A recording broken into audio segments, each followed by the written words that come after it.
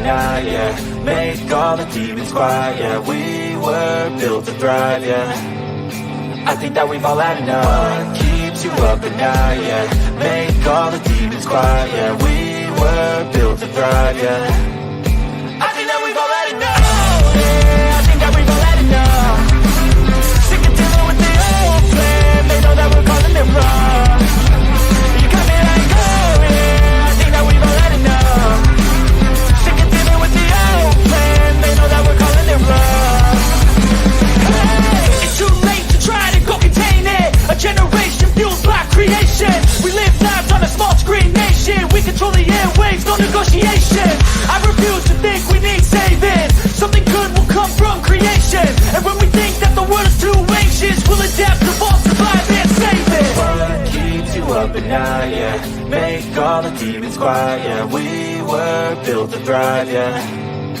I think that we've all had enough. What keeps you up at night, yeah. Make all the demons quiet, yeah. We were built to thrive, yeah. I think that we've all had enough. Yeah, I think that we've all had enough. Sick of dealing with the old plan. They know that we're calling it wrong. You got me like, oh yeah, I think that we've all had enough. Sick of dealing with the old plan. They know that we're calling it wrong. Hey, oh yeah, I think that we've all had enough. Sick of dealing with the old plan. They know that we're calling it wrong. You got me like, oh yeah, I think that we've all had enough. Sick of dealing with the old plan. They know that we're calling it wrong.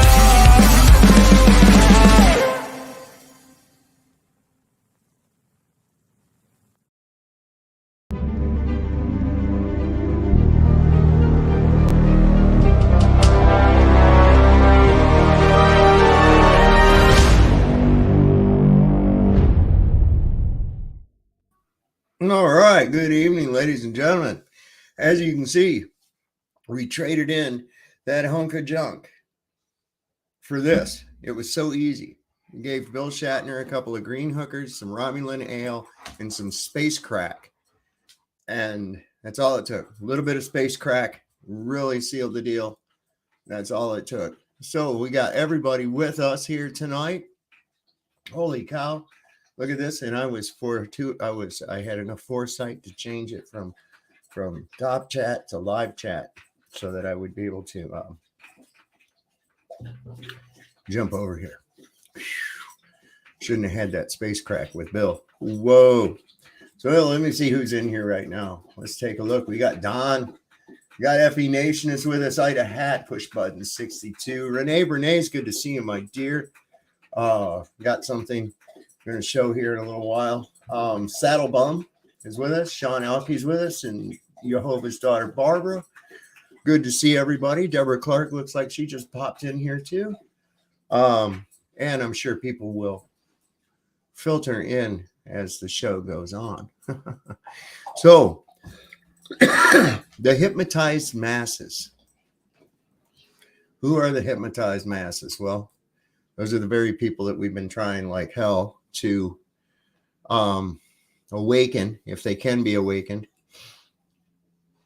A lot of people in this spell can't understand that they're in a spell, because part of the spell is thinking that you're not in the spell. To think that black is white and down is up and up is down and black is, yeah, it's just everything is the freaking opposite. And they get you, hey, there's Baby Doll Ironson. Good to see you, dear. And Carrie Skates has popped in here as well. So we are bombarded with brain mind control continuously at every juncture of our existence, every day of our lives. So I wanted to show you something. This is pretty good. Where is that? This was great. It's a kid. This is a kid. Is this the one? Ah, here it is. Yes. You gotta see this. You would think that kids would be more, ooh, I believe this over adults, but this is a programming that takes years. This is a programming that takes years. And this is funny. I want you to listen to this kid when He starts asking, I'm not sure if it's a little boy or a little girl. It's just a little kid. Good to see you're live. Yes, I am live. I've actually been doing what I do here on this show, but more in reality. I've had a number of people I've interacted with over the last couple of days. So anyway, let me just give you this real quick. Hello, everyone. I'm going to share with you 3 different NASA rocket launches that supposedly went to space. I have shared these video clips on my channel several times, and so you can skip this if you want. But I was at work yesterday, and one of my coworkers started talking to me about NASA space launches. In response, I shared these few launches with him, and he was immediately convinced of NASA's fraud. I forgot how powerful these videos are to someone who hasn't seen them before, and most people haven't seen them. It's self-evident to any thinking, reasonable person that NASA was faking these rocket launches. These rockets most certainly did not go to space. No. The children get it, but the adults come up with every ridiculous excuse as to why these rockets only appear to be falling down. My favorite is the father telling the child that the rocket only appears to be falling because the Earth is churning. Utter nonsense. I'm sorry, but if you believe this rocket is in space, you have some serious issues that you may want to talk to God about. Anyways, enjoy. Is that a plane or is it the rocket?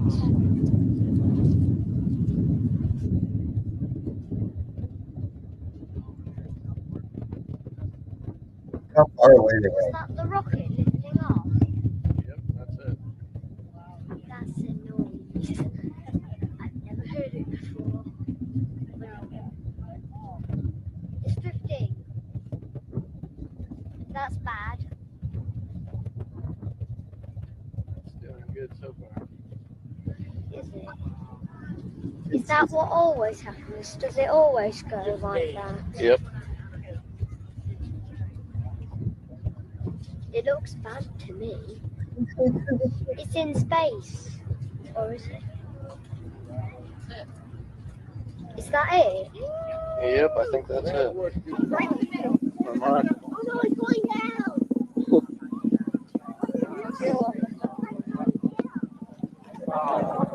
So it's going down. Oh my God. Well, Mark. Let's take a lap. Right there. Peter, Sandy, is it turning or is the Earth spinning? A rainbow. Sandy? It's not turning, the Earth is spinning. Sandy, already. that's going straight up, so the Earth is turning. We're moving away from it. Is that That's what the dumbest always shit I've ever happens? heard. Does it always go like that? Yep. It looks bad to me. So it's the kids looking at it, and it takes years and years of indoctrination before the people actually they go, oh yeah, that's. And that guy saying, I'm going to share with you because the Earth is spinning. It wasn't when it was going straight like that. It just automatically then the Earth started spinning, and because this is what happens with airplanes when they take off too, because the Earth is spinning underneath of them, right? Come on, man. Jesus. So anybody out there, look at this is the worst one too, is that, demonstrate a fluid pressure system without containment. And I know gradient, that's cool. Got a gradient in a swimming pool too. It's contained. You have to have a containment for a volume of fluid. But any of y'all out there that M-ball, this is perfect for you. I can get you $200,000, 200,000 big ones. Okay. Check this out. You are in luck. Flat Earth millionaire, he's got a challenge out for all the Globers to prove we live on a spinning ball. The challenge, there's 3 main parts. We want to see replication using the scientific method, observing, measuring, and repeating water sticking to a ball. It doesn't even have to be spinning. We just want to see water conforming to the exterior of a ball. The second is I want to see where sea level, where the physics of water finding and maintaining level, go from sea level being level and flat, a flat surface, to convex. We want to see where sea level turns to sea curve, okay? having a vacuum chamber next to a pressurized system, gas pressure, air pressure, atmospheric pressure, doesn't matter, without a solid barrier, without it violating the second law of thermodynamics. Yep. So if any of you ballers can prove we live on a spinning ball, we got $100,000 for you, and I can go do something else. Go follow Flat Earth Millionaire. Thanks for your time. Thanks for everything you're doing, dude. Research Flat Earth. So there it is, man. $200,000. All you got to do is just prove a globe.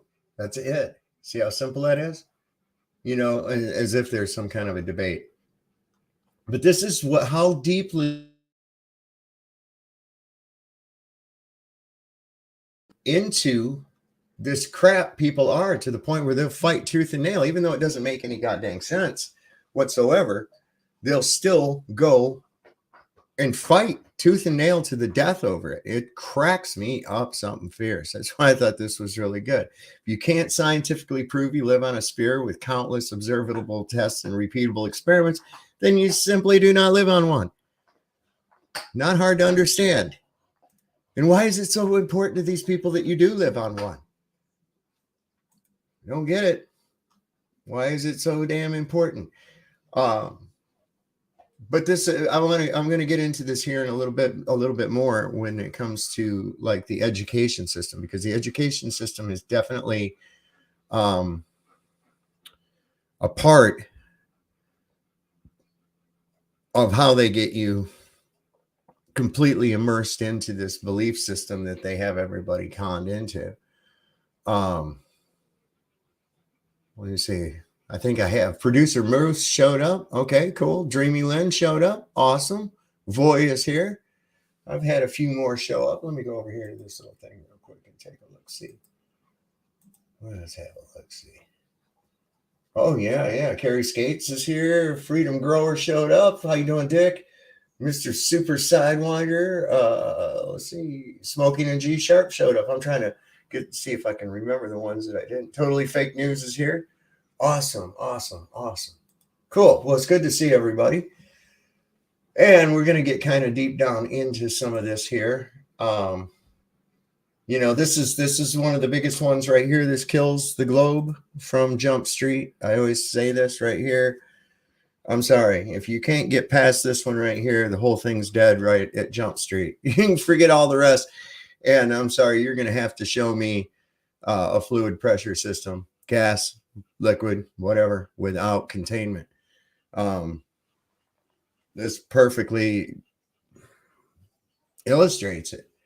You know, I was saying this when the submarine with the billionaires imploded in going down to look at the Titanic. I said, okay, so apply that same logic to people going into so-called space.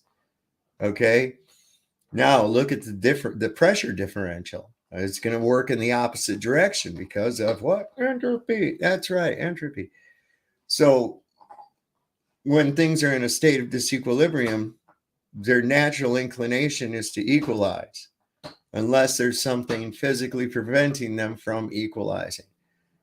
So I'm sorry, a little tin can in the supposed vacuum of space is going to burst open. Well, besides that, you couldn't ever have a vacuum of space. A vacuum requires containment. Sorry, it does. There's nowhere that a vacuum actually exists anywhere in nature. It has to be created. It's not possible. And this is what I believe wholeheartedly, that, like I've said, I called it a Jenga tower. It's like dominoes too. A Jenga tower of deceit. Once you pull that one out, the globe, once you get rid of that globe, you start losing all the rest of them. And all of them are what's the word I'm looking for? Like ultra important in this spell. It really is, because once you can get people believing based on their perception, like a deception of their perception. In other words, you see, oh, this guy, he's got letters after his name and he works for some famous agency and shit. And so therefore the stuff he says must be correct. Otherwise, he wouldn't have gotten all that. When in all reality, they're all in the same boat. Every last one of them was in the same boat. They all were trained by the people that were trained exactly the same way. Constant repetition of information input and regurgitation of input as was input, garbage in, garbage out. That's all it is. It's not a measure of intelligence, not in any way, shape, or form. So let's check in and see what people are saying in here. House of Cards crumbles. It does. It is crumbling. And part of it is, if they could only understand that they're being hell-bent on censoring this shit, by being hell-bent on censoring everything, is exactly what it's. I think it's one of the big factors anymore that makes people go, oh, well, shit's probably something to it. If Facebook is putting a fact check on it, if YouTube is putting a fact check on it, keep wanting to remind me that, oh, this isn't true and shit, when I look at the material and it makes absolute sense. Over this period of time of having fact checkers and all this other dumb shit, people have come to the idea that when they see that, oh, that information is probably true. I just found here recently, oh my God, where was it? 50 billion searches. Last week was 50 billion different searches for hashtag flat earth on TikTok, which I thought was amazing. I thought that was amazing. Where is that fucking thing on the schools? Is this it? Yeah. Okay, cool. Because we're going to get into this in a minute. I think it's fundamental that we understand how our education system came about, why it works the way it does. Now, this also brings us into, there's a lot of shit involved with like our reality actually changing. So this... I got this in the mail today. Somebody got this for me. They saw it at a store. Renee Bernays found this and sent this to me in the mail. And I'm going to try to put it up here to you. If you can see, that is Luke Skywalker. And of course, C-3PO. And if you notice, C-3PO has a golden leg, not a silver leg. Isn't that cool? And this is from, I forgot, we looked it up. It's got a date on here. My eyeballs ain't no good. I want to say 1980. 1970, 78 or 9. I can't tell. I can't see that small lettering right now, but still, this has been around for a bit. This has been around for a minute. And if you figure Star Wars came out in 1977, so such a blatant mistake would have been caught quickly. But it wasn't. And here we have Luke Skywalker. I have a picture of Luke Skywalker and C-3PO, and they went to visit, what's his name? Yoda. And they had found that the Sand People had ground up Yoda to smoke him. This is awful. Look at this. Poor Yoda. Somebody ground him up and smoked him in a bong. Jabba the Hutt got his ass. I'm kidding. I think my wife got mad at me about that joke because she likes little baby Yoda, and she thought I said baby Yoda, I think. So I don't know. Let me see. Where was I? Where I was over here. So anyway, I'm going to go ahead and I'm going to show this thing about, first this. Okay. So this is interesting. Okay. This is going to put it all into perspective. If people don't understand this, I don't know what to tell you. I'll stop it from time to time as it goes and we'll discuss. And as always, hello, Kate Emma. Good to see you. I notice you're here. Is there anybody else I missed? Not yet. If I did, I'll call it out. So anyway, let me bring this up. Here we go. This is a ball.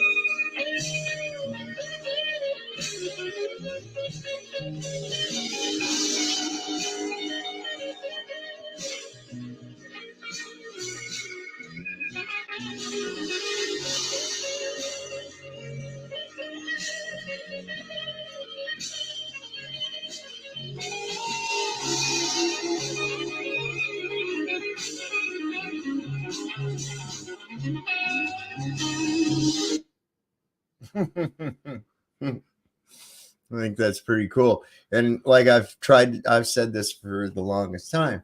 If you're on a ball, as you rise in elevation, you don't just get a longer field of view. Your horizon would drop below you. It would have to drop below you. And we don't ever see that anywhere.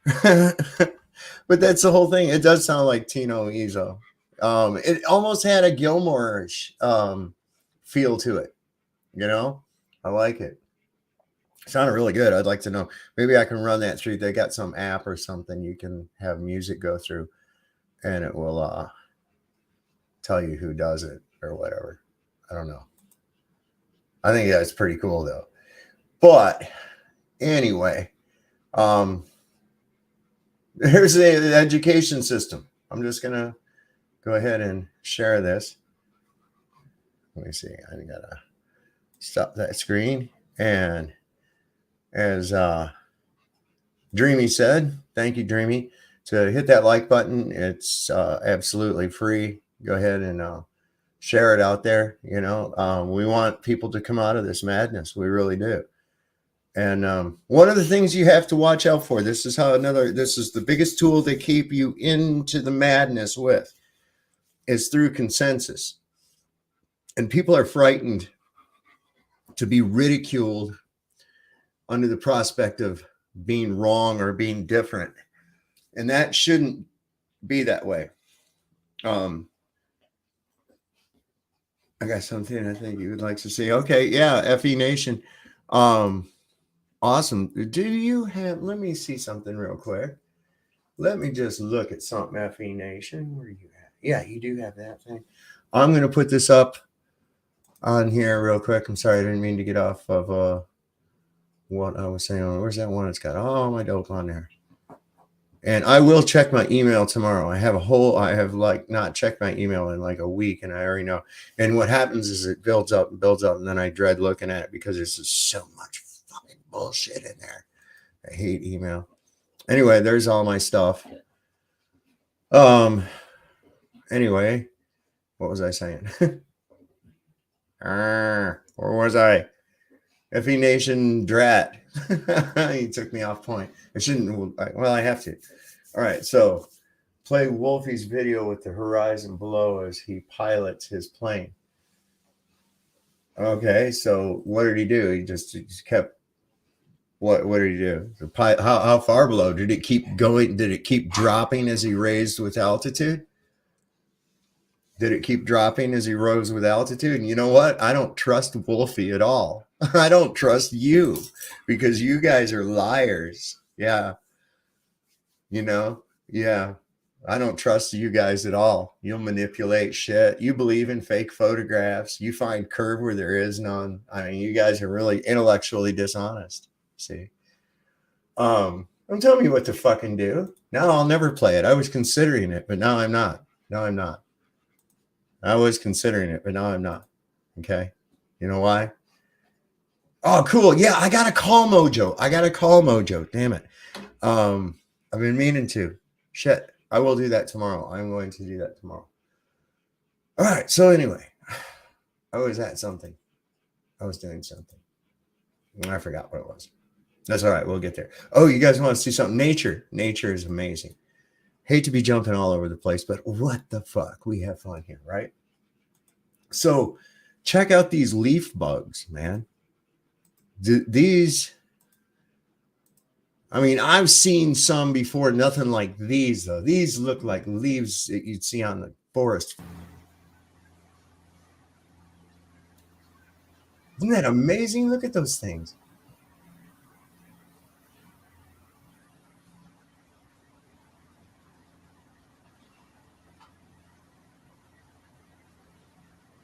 I mean, I would walk right by something like that and not even know it even was there. I wouldn't even know it was there. I mean, it's even got like little spots on it, like a yellow leaf. I mean, that's amazing. That is just nature is so freaking amazing. It blows my mind. Anyway. All right, so we went through that. I can't go through that. That's too much. That's too much for you people. No, I'm not. Nothing's too much for y'all. What was this one? Oh, I thought this was kind of interesting too, because before we get into the main thing, I'm going to give people an opportunity to get in here because my notifications don't always go out. People, please go and make sure that you are subscribed and you've hit the bell notification because YouTube likes to engage in some fuckery where they will take away your subscribers, unsubscribe people. They're pathetic. If you've noticed, if you're not paying for premium, which I hope you're not, you'll see that their commercials have become even more annoying and unskippable and more frequent. Yeah. So anyway, let me bring You are being lied to because no. Whoa, slow down. Slow your roll there, little announcer guy. Jeez. All right. You are being lied to because no one has ever been in space. There is a theory that suggests we have never explored space due to a transparent barrier surrounding our world. Beyond this barrier, there is no open space or vacuum, but rather water. It may all sound crazy, but in 1962, the US government detonated a few nuclear bombs in the sky, allegedly to test the atmosphere's reaction to their explosion. So they want us to believe. However, some claim that they were actually attempting to see if they could break through this invisible barrier. Ironically, this program was called Operation Fishbowl. This theory is fueled by the observation that many have noticed stars appear to twinkle or shimmer through a liquid-like substance when viewed with the naked eye or through a camera. Rocket enthusiasts have also noted that the rockets we have launched seem to encounter an invisible ceiling, creating an effect similar to what one would observe in water. You are being lied to because no one has ever been in space. I think I had some shit I showed last week on my last show about where they were growing gardens in these bubbles underwater, which is like, what? It's like right in your face. But let me take you to this real quick. This is, did I post this on, I think I did on Facebook. Let me put. Let me find it real quick. Okay, yeah, this is cool. All right, so I'm going to stop sharing that, and then I'm going to start sharing this over here. All right, so this is pretty cool. It says, well, you can't see that. Now you can. So it says, in 1960, David Latimer planted a tiny garden inside of a large glass bottle and sealed it shut. He opened the bottle 12 years later in 1972 to add some water and then sealed it for good. The self-contained ecosystem has flourished for nearly 60 years. For those who are wondering how this is even possible, the garden is perfectly balanced and self-sufficient ecosystem. The bacteria in the compost eat the dead plants and breaks down the oxygen that is released by the plants, turning it into carbon dioxide, which is needed for photosynthesis. The bottle is essentially a microcosm of Earth. And check this out, man. It's been going for 60 years inside this jar, sealed. Is that not freaking amazing or what? I mean, that in itself is just, I mean, I don't know how people can deny this creation that we're in, but they're taught to. And that's where we're going to go to right here next. We got 55 people, 54. We can go ahead. The C word is more powerful than any curse word. You know, you would think that, Moose. You would think that. It's probably not a good word to use. I noticed that British or UK people tend to use that word more than Americans do. I don't know, just saying. I see that they're starting to fuck with my bandwidth here. They like to do that because they're asshats. Keep in mind, if anything happens with my stream or anything, just hang in there. I'll be right back. It's usually some other kind of bullshit that goes on. It'll probably be okay here in just a minute. Might be because of the VPN I'm going through. Let me see if I can switch that. What does this say? What's it? Oh, Windows security. Okay. Did that fix it? No. Where's my VPN? Just a minute, y'all. Let's see if we can. Why is it wanting me to go through there? Let's disconnect that one. See what happens. It won't let me do it. Okay, we're all right. We're going to be okay. Whatever. Let them fuck with me. Who cares? Who cares? So let me get that thing about the schools. And hopefully we can get through it without any problems of the establishment. All right. See, I'm going to back that all the way up, open it all the way, and it's waiting to hit play. So all I have to do is go present. That. All right. There it is. Haha. The foundation of any society lies in its education system. Education is one of the most important weapons in a country. It shapes minds, molds futures, and determines the trajectory of a nation's progress. With the right education, you can learn how to be a better human being, pushing the entirety of humanity forward. But that begs the question, what happens when this education system becomes poisoned? When an education system is corrupted? Well, after understanding how the modern education system was built and how it's slowly been poisoned over decades, a big realization hits you that our education system may very well be stifling human progress and human potential. All the destiny inside of you and all the billions of people throughout decades of history who've had their lives ruined and societies numbed by it, universities, schools, nurseries around the world, all the teachers, students, and people who have passed through them, the decades of lies, soul-destroying manipulation, all the repression that has come from the corruption of our education system, and how this has altered science, creativity, and human potential, all by the slow poisoning of our education system. And when you realize this benefits only select few people throughout all of history, you start to realize that the destruction of our education system might be one of the most disastrous things that's happened in mankind's history. The question is, who are these people who have poisoned the education system?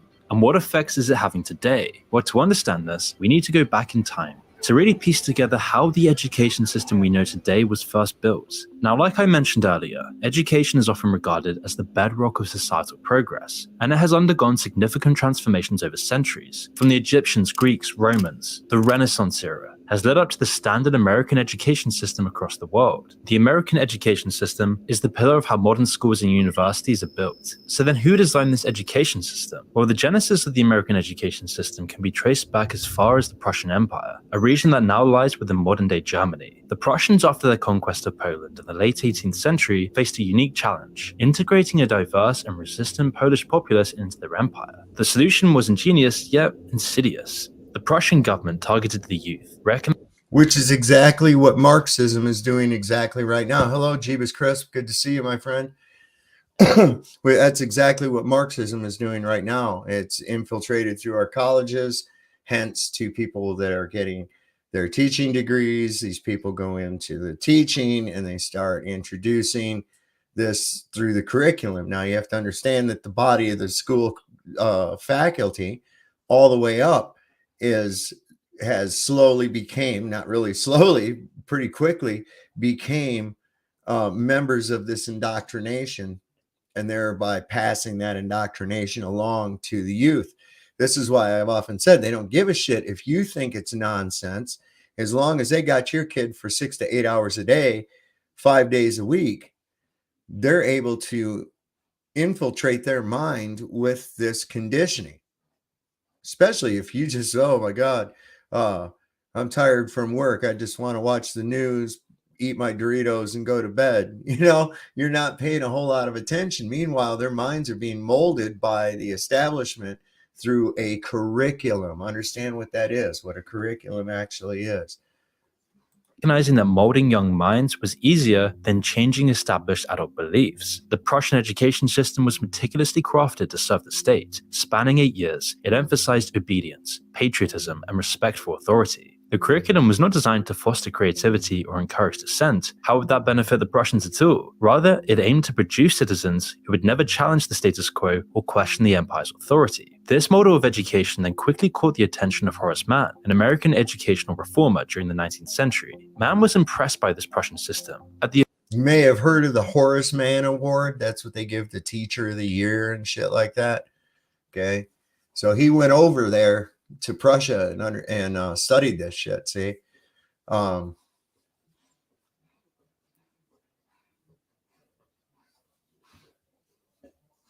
maybe he don't want to trick us, Emball. Maybe he's just fucking stupid. But I think he'd want to trick us for the same reason that you do. You can't be that stupid that you think the Earth's a globe. You have absolutely no proof of it, except, just give it up. There's no debate.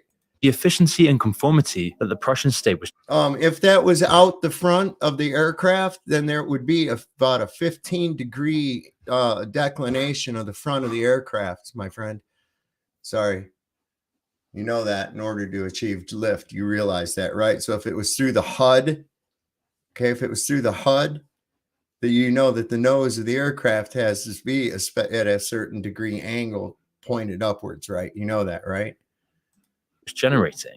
And Horace saw this as a blueprint for America, as he believed that such a system could unify the diverse American populace and instill a shared sense of national identity during the period of the American Civil War. This was what America needed, and how it would forge its new national identity. Parallel to the government's interests, the late 19th century also saw the rise of industrial magnates like John D. Rockefeller and Andrew Carnegie. In this period, the Industrial Revolution was in full swing.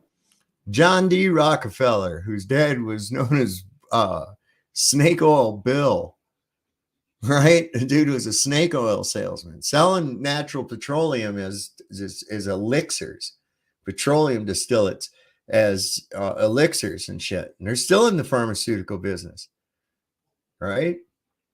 And there was a pressing need for a workforce that could fuel all these burgeoning industries across America. However, the largely agrarian American society at the time lacked the disciplined wage slave mentality that these industries demanded. They needed factory workers, people who could run the machines but never question their place in the factory. Rockefeller recognized the potential of the Prussian-inspired American education system and saw an opportunity. I study a lot about like Rockefeller, Carnegie, guys like that. Yes. And those guys, nobody's amassed the fortunes those guys had.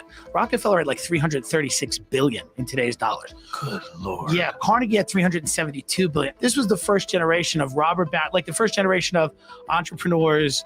The country was new. All of these industries were just emerging, and these guys took it over. He could try to influence the American education system with this new Prussian style of connecting Americans across state lines and generating a national identity, all while secretly using this for personal means. And so with the assistance of close confidants like Friedrich Gates, he established the General Education Board. With an investment that would be equivalent to billions today, they then began to shape the curriculum, ensuring it produced workers with the basic skills required for industrial jobs. And the emphasis was clear. The system should produce workers, not thinkers. As Rockefeller himself stated, "I don't want a nation of thinkers, I want a nation of workers." Following this, he opened hundreds of schools, invested millions into the education system, trained thousands of teachers, and improved literacy rates across the country. He even rolled out a mass treatment program for hookworm, an incredibly common parasite at the time. But despite the benefits, Rockefeller wasn't doing this out of the good of his heart, obviously. Just look at another quote from his organization's dream for rural Americans, and you'll get some idea of what his true intentions were. "In our dream, we have limitless resources, and the people yield themselves with perfect docility to our molding hand. We shall not try to make these people or any of their children into philosophers or men of learning, or men of science. We shall not search for great artists, painters, musicians, nor lawyers, doctors, preachers, politicians, statesmen. The task we set before ourselves is very simple, as well as a very beautiful one, to train these people as we find them to a perfect ideal life just where they are, making it perfectly clear that human progress and human potential was not on these cards for the industrial magnates. They wanted docile sheep." And over time, Rockefeller and his sons, amongst other industrialists, would... What's up with those stovepipe hats everybody used to wear too, man? Why did they do that? What was up with, what was the reasoning behind that? I mean, they're kind of ridiculous looking, really. Spent over hundreds of millions making the sinister dream come true. Mixing the Prussian method of schooling, they also made schools seem like factories, or more specifically, production lines. On the surface, this meant that long and grueling hours would be the same, as well as the rigid structure. Look at the way that little schoolroom looks. That's sick. Hang on, let me zoom up to it. Oh wait, I got past it. Shit. Sorry. "We shall not try to make these people or any of their children into philosophers or men of learning, or men of science. We shall not search for great artists, painters, musicians, nor lawyers, doctors, preachers, politicians, statesmen. The task we set before ourselves is very simple, as well as a very beautiful one, to train these people as we find them to a perfect ideal life just where they are, making it perfectly clear that human progress and human potential was not on these cards for the industrial magnates. They wanted docile sheep." And over time, Rockefeller and his sons, amongst other industrialists, would spend over hundreds of millions making the sinister dream come true. Mixing the Prussian method of schooling, they also made schools seem like factories, or more specifically, production. That's from The Wall. That scene right there is from The Wall, but it's, I mean, it's spot on, I would have to say. Lines. On the surface, this Look at that. All sitting in there. I guarantee you everybody's in some kind of alphabetical order. Look how authoritarian the teacher looks, too. It's a certain look they had to have, you know, and they had to have a certain reputation, too. It was all part of the mental conditioning. You know, there was a certain expected persona of a school teacher in those times. Meant that long and grueling hours would be the same, as well as the rigid structure. The school bell and its role in partitioning time into work periods. They do look sad. You're right, Dreamy. They look sad as shit. They don't want to be there. Who the fuck does? Mercury was in the hats. I've heard about that. Yeah, the Mad Hatter. That's what made the Mad Hatter crazy. I don't know. I think it was the fumes of the some kind of thing that was done with the mercury, not necessarily the mercury itself. I don't know. Was directly based on the factory whistle. But the most impactful decision was treating the children like products on a factory line. Each year of their lives, and ours as well, was partitioned into grades of study, with strict exams and requirements before the next stage. This was the template. How many of y'all were hearing the Pink Floyd music in your head? I was. I was.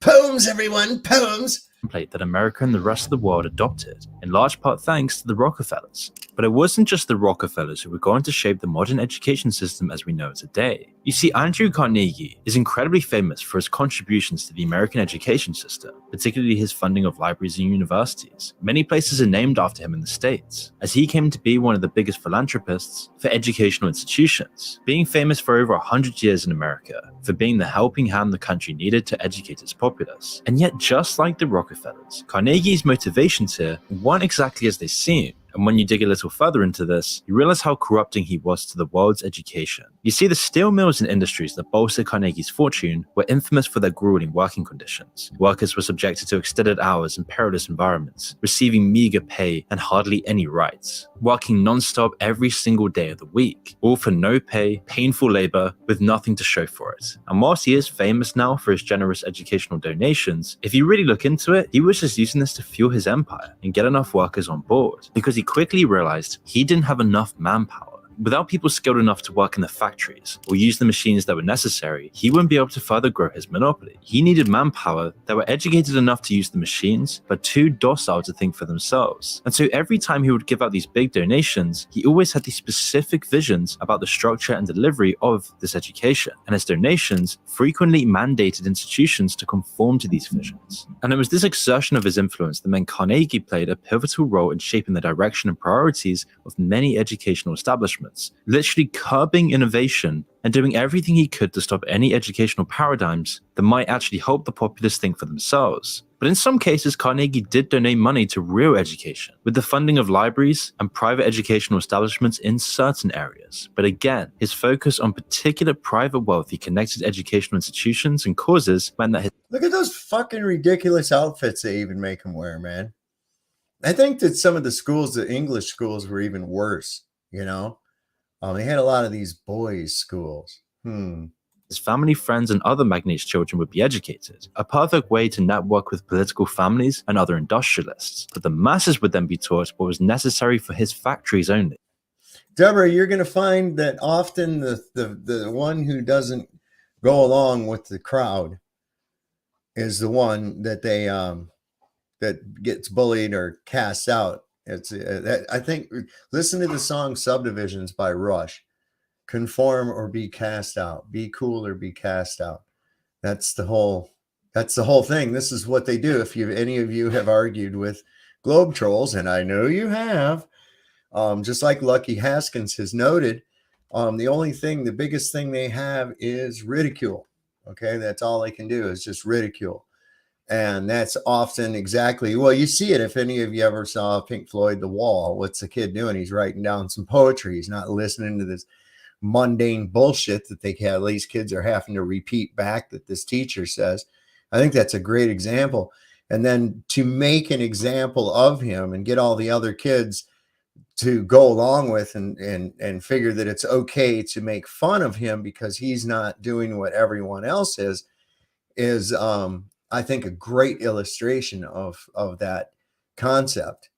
just in that little scene in that movie. There's a lot of deep meaning in that movie. If you've never seen it, I highly suggest you watch it. Smoke a nice J before or during, and you'll get a lot out of it. Trust me. Even if you don't smoke or anything, just check it out. It's really got a deep message. They wouldn't receive the same kind of funding. And that ensured that most of America, where the workers came from, would be force-fed controlled education, being given the public educational system treatment. And any school or educational establishments that didn't go along with this would then remain underfunded and eventually unable to function properly due to not teaching what Carnegie wanted. And so this forced teachers and schools to fall under the thumb of his wishes. Questions like, what are your true passions? What do you aspire to achieve in life? What motivates you to start the new day with enthusiasm? These questions were stamped out of the educational system. And that's why today, you likely spent the majority of your formative years confined to a desk, learning to conform, wearing a uniform, and settling for mediocrity, eagerly awaiting each break until the next ring of the alarm, working 9 to 5 hours almost every single day of your childhood, teaching you to never value your time, to never value your own intuition, and get used to monotonous, mass-produced, and insincere education that is constantly shoved down your throat. Your only refuge was the illusion of productivity at home, where you were then forced to go back home, do your work tasks, and have only a couple hours spare, where your energy has been depleted, where you can't do anything other than play games or do something to numb yourself with. You see, instead of nurturing your creativity, your whole childhood, 18 years of your life, was devoted to learning fragmented, forgettable information. In fact, unschooled children, people who were never put through any educational establishment, often catch up with their school peers when they reach college and even outperform them. And that's when you start to realize that our current educational system functions more as a daycare than to train children how to think. Bingo. Bingo. They don't want them to know how to think. That's why they have it divided up. You have classes, right? You have, we're going to ding, ding, ding, the bell rings. We're going to have English class, ding, ding, ding, ding. We're going to have history class, ding, ding, ding, ding. Now it's this class, ding, ding, ding, ding. Now it's this class. Man, everything is interconnected. It's all one big class. But by keeping you focused on a dot at a time, you're unable to step back and see all the dots. They don't want you to see all the dots. They don't want you in the habit of being able to do that. That's called critical thinking. And they don't want you to do that. They want you to only go with what the established line is. And, that's why some of these trolls, I have to wonder, what did you actually do? You either did something and are being punished, or you had a price and it was right. And, you can't, why would you want to do this? I don't understand. But anyway.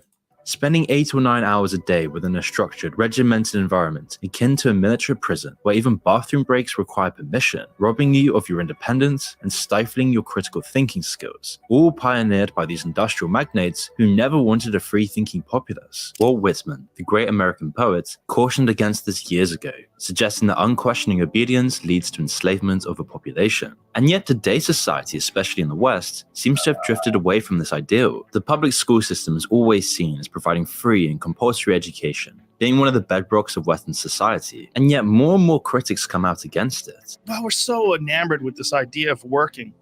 We're so enamored with this idea of getting a job. We're so enamored with this idea of the structure of civilization as it stands in 2019 is the way to go. So we're teaching kids how to complete this life that they're born into, the way it's established for their parents, the way it's established for their neighborhood. Get in your car, drive to work all day, come home, to essentially be as miserable as everybody else before them, doing the exact same thing that everybody else has done. Like people like John Taylor Gatto, Noam Chomsky, suggesting that public schooling doesn't necessarily teach individuals how to think, but rather conditions them for conformity, which isn't really a stretch when you look at the history of the education system, because the aim of public education is not enlightenment, but standardization. I think there's no question it's completely obsolete. The education system is a path-dependent outcome from the need for daycare, from the need for prisons for college-age males who would otherwise overrun society and cause a lot of havoc.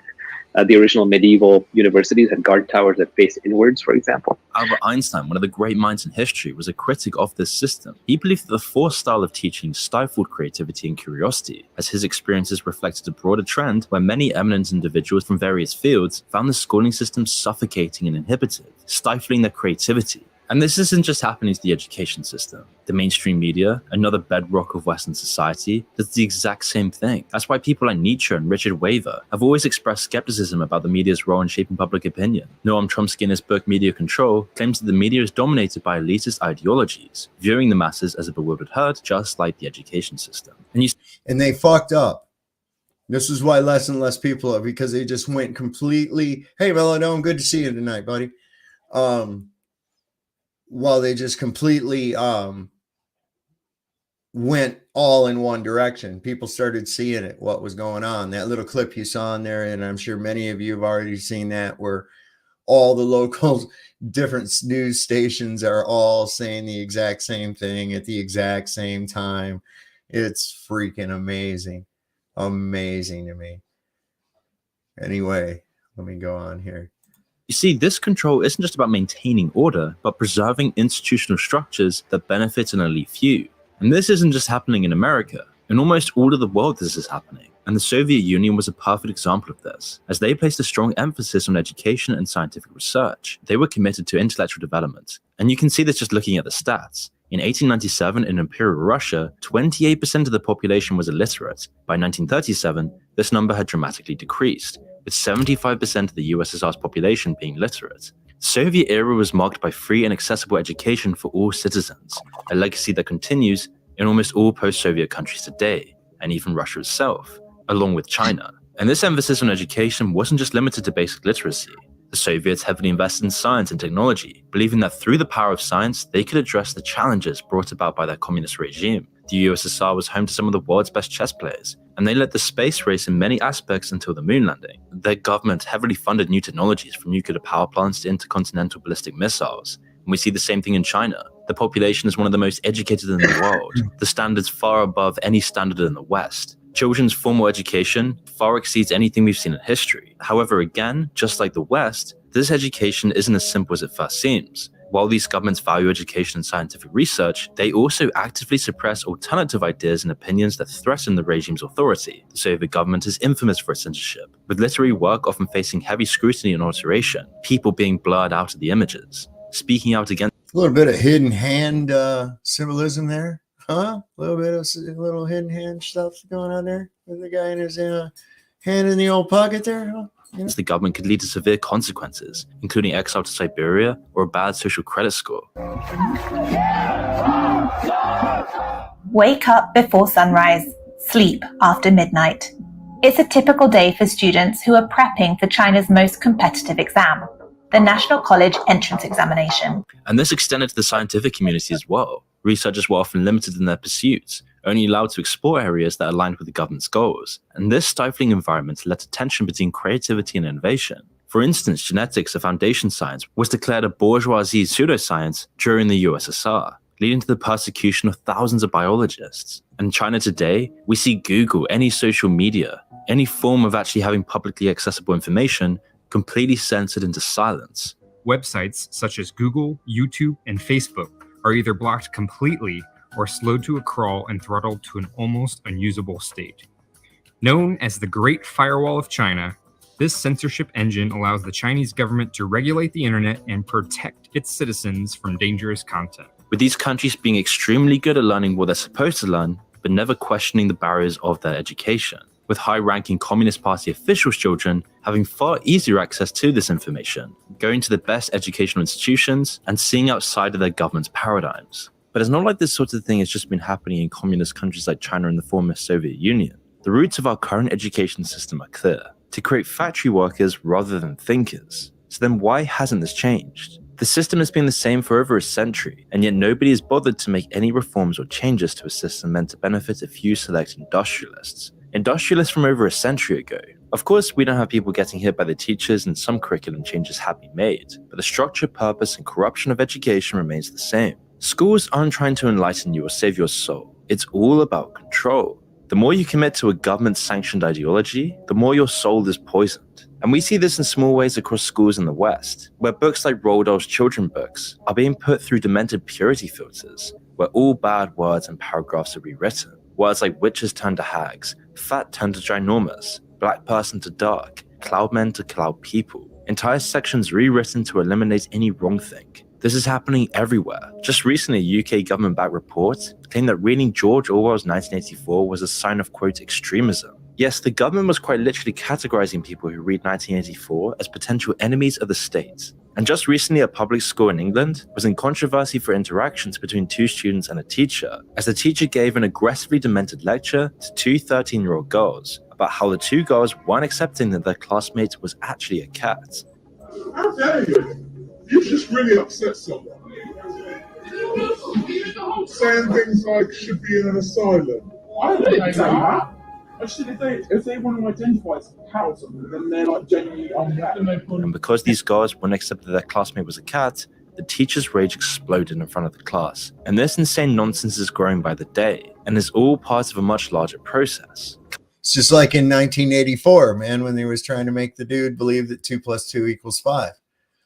They kept doing it until he accepted it, and increasing the trauma until you just break and go, you're going to go along with this. And this is what unfortunately keeps a lot of people from actually exploring into truth, is because the gatekeepers out there, the other sheep that are going to bleat at them like, oh, you better get back in line. Look at you. What are you, some kind of a flirt? Oh, are you a conspiracy theorist? And it's like, you know what? Fuck you. I'm always wary of anybody telling me how I should think or how I should feel.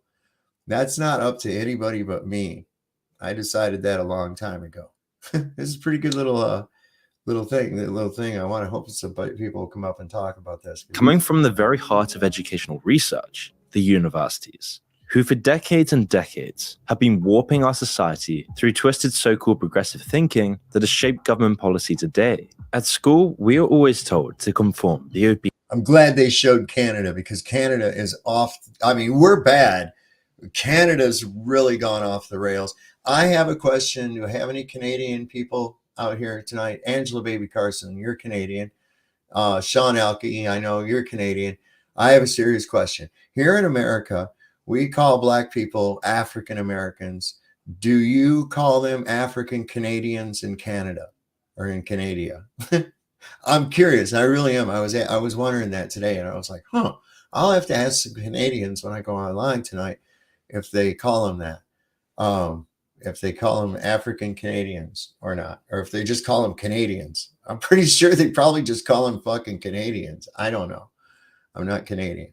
Obedient, repress your masculinity, so that you may possibly have a chance of going to a university, as you're told your whole life that you need a degree in order to get a job to survive. In turn, taking a bunch of jobs that don't need degrees at all, with university education being almost completely pointless for said role, and forcing students to take hundreds of thousands of dollars in debt to get a low-level job that doesn't even need a degree in the first place. Yep. It's a con job, man. The banks and the universities, they're in cahoots with one another, man. If you haven't figured that out, I don't know what to tell you. Or to be taught by people that can tell you things companies, governments, and investors want you to think. Children aren't just being turned from boy to geek to drone. Newmill School, located in Derbyshire's rural Peak District, announced a non-uniform day on June 16th to commemorate Pride Month. The theme? Drag queens. In a letter to parents, the school encouraged students to participate by wearing attire ranging from tutus, makeup, and painted nails to full-blown drag costumes. Yeah. Prizes were then promised for the best drag queen attire. Additionally, the school set up... Why is that so important that they have to expose these children to this weirdness? I mean... Come on. What the fuck is going on? Drag stations, where students of any gender could apply glitter, eyeshadow, or paint. And drag is not necessarily trans. Okay, that's what you have to understand. It's not necessarily transgender. It used to be that there were people made a great living, guys that would impersonate like famous women. And that was one thing, and some of them, a lot of them had a wife and kids and the whole 9 yards, man. But they were really good at that job. It doesn't necessarily, what they're trying to do is blur the line again, just like they try to do with this climate change bullshit, where they confuse carbon dioxide and carbon. See, this is you're the carbon they want to eliminate. Just know that. Their nails. The event scale this year was notably larger than the previous year, which was relatively low-key, involving non-uniform attire and a few cupcakes. The emphasis on drag as the central theme this year is completely insane. Critics argue that while drag, a highly sexualized parody of women, may be suitable for some stage performances, it's not really appropriate for school settings. There were many protesters outside denouncing this forum as inappropriate and even grooming. But it doesn't end there. The school invited Sab Samuel, a drag queen associated with the Drag Queen Story Hour UK, to discuss suicide with the students, with many raising genuine concerns about this decision, emphasizing that discussions about such sensitive topics should probably be led by trained professionals in a completely different environment. And it gets even weirder when you look at his past actions and statements. He once dressed completely inappropriately for a child-friendly setting. Additionally, he also stated on Twitter, "Love has no age," which made things even creepier. And this decision to invite Samuel, especially on a day when students as young as 11 are encouraged to dress as drag queens, makes it even more clear how much propaganda has infested these. The fuck is wrong with those parents? For real, man. Are people that much pussified to stand up and say, what the hell? No. Schools. And this really isn't a one-off. Kids are being taught by teachers about sex education from as young as 4 years old. A recent report from the Telegraph revealed the inappropriate content. If I was one of them little kids and one of them freakazoids like that, painted up like that with all that shit sticking up off their head, that would scare the piss out of me. I'm sorry, that's a frightening goddamn thing. Being taught to children, which includes instances where children were asked to create explicit drawings, being told that adult entertainment is essential for sexual experiences, and praising those young children who consider gender transitions. As Miriam Cates writes for The Telegraph, in 2019, the Department of Education mandated an RSC framework to assist children in navigating modern Britain's complexities. However, the current state of sex education is so dystopian, with completely vague and inconsistent guidelines. There's no reason that these children need to be even worried about that. None. None whatsoever. Let them find out on the street like I did. Where teachers are forced to tell children facts about gender identity, even though this is more a political debate than a clear legal standing, dementally teaching children to be more sexual. Look at that. What the hell is that? Ruining the innocence of their childhood, constantly emphasizing consent is everything to children who can't even give consent. This isn't about being conservative, it's about safeguarding children. But if you thought this kind of thing was happening to the elite children, you'd be very mistaken. You see, there's another path of education. You know, Dick, I know exactly where you're coming from, and I know what it is too. It's you're taking vulnerable fucking minds, man. Vulnerable minds that are supposed to be molded toward good, and corrupting the shit out of it, and nobody's doing a fucking thing about it. I know, it pisses me off. The children of the elite. Now, as I mentioned earlier, many of these industrialists and other rulers of our society have always inhabited a world vastly different from the majority, residing in exclusive neighborhoods, enjoying privileges that expedite their experiences, having access to resources that most can only dream of, a world of luxury. But the most glaring difference, however, lies in their educational experiences. While the majority of us attend schools designed to make us factory workers with standardized tests and teachers that destroy our passions in life, the elite attend institutions that nurture their curiosity, discipline, and passions. These schools don't just educate, they indoctrinate students with the belief that they are destined for greatness. In these elite institutions and schools, students aren't really burdened with subjects they have no interest in. Instead, they are encouraged to value their time, follow their passions, and develop a specialized knowledge that allows them to follow their destiny in life, preparing them for leadership roles in the future. And even more creepy is how the doors to esteemed universities like Harvard and Yale swing open effortlessly for them. In my own experience in the United Kingdom, many people I knew at a very expensive private school would get backdoor access to the admissions offices at places like Oxford and Cambridge, allowing many of the richest and top students to get into these institutions without really any good grades. I mean, it's no surprise that the children of leaders like Chuck Schumer, Barack Obama, and Hillary Clinton. Yeah, it's not what it's who you are. Hello, Mrs. Tribune. Good to see you here tonight, babe. Public schools are grooming camps. Absolutely. The United States is an industry that makes its money on selling kids. You know, that and drugs and both, you know, I mean, going all the way back throughout my entire lifetime and before. I mean, let's take a look at, you know, when I was born, Vietnam was just kicking in. And, you know, how much heroin and opium they brought through from Cambodia and Vietnam using U.S. servicemen's coffins, their bodies, everything to bring that shit into the United States. all funded by the CIA. Insane shit. Thousands of children go missing every day. Yes. And they don't have, listen, if you control the media, you don't have to, you guys know about Laura Silsby. See, God, friend of this one here. Here she is right at the forerunner of this. Laura Silsby was affiliated with the Clinton Foundation. She was arrested in Haiti, coming back with orphans that were not orphans. And anyway, the Clintons sent down lawyers, got her out, brought her back to the state. And she's works with the fucking Amber Alert system now. So, listen, man, we got foxes in the hen house all over the place. Clinton have all attended these prestigious institutions. Almost all of the top politicians, rulers, and billionaires have had all of their kids in an Ivy League school. And yet for the average person, getting admission into such universities requires exceptional talent and often against all odds. That children from wealthy families are more likely to be admitted to elite schools than the average applicant. Elite schools. Elite. If you're not an elite, of course, you're probably not going to get into an elite school. Just like if you're not a Mormon, your chances of getting into a Mormon school is probably less. Just like, come on.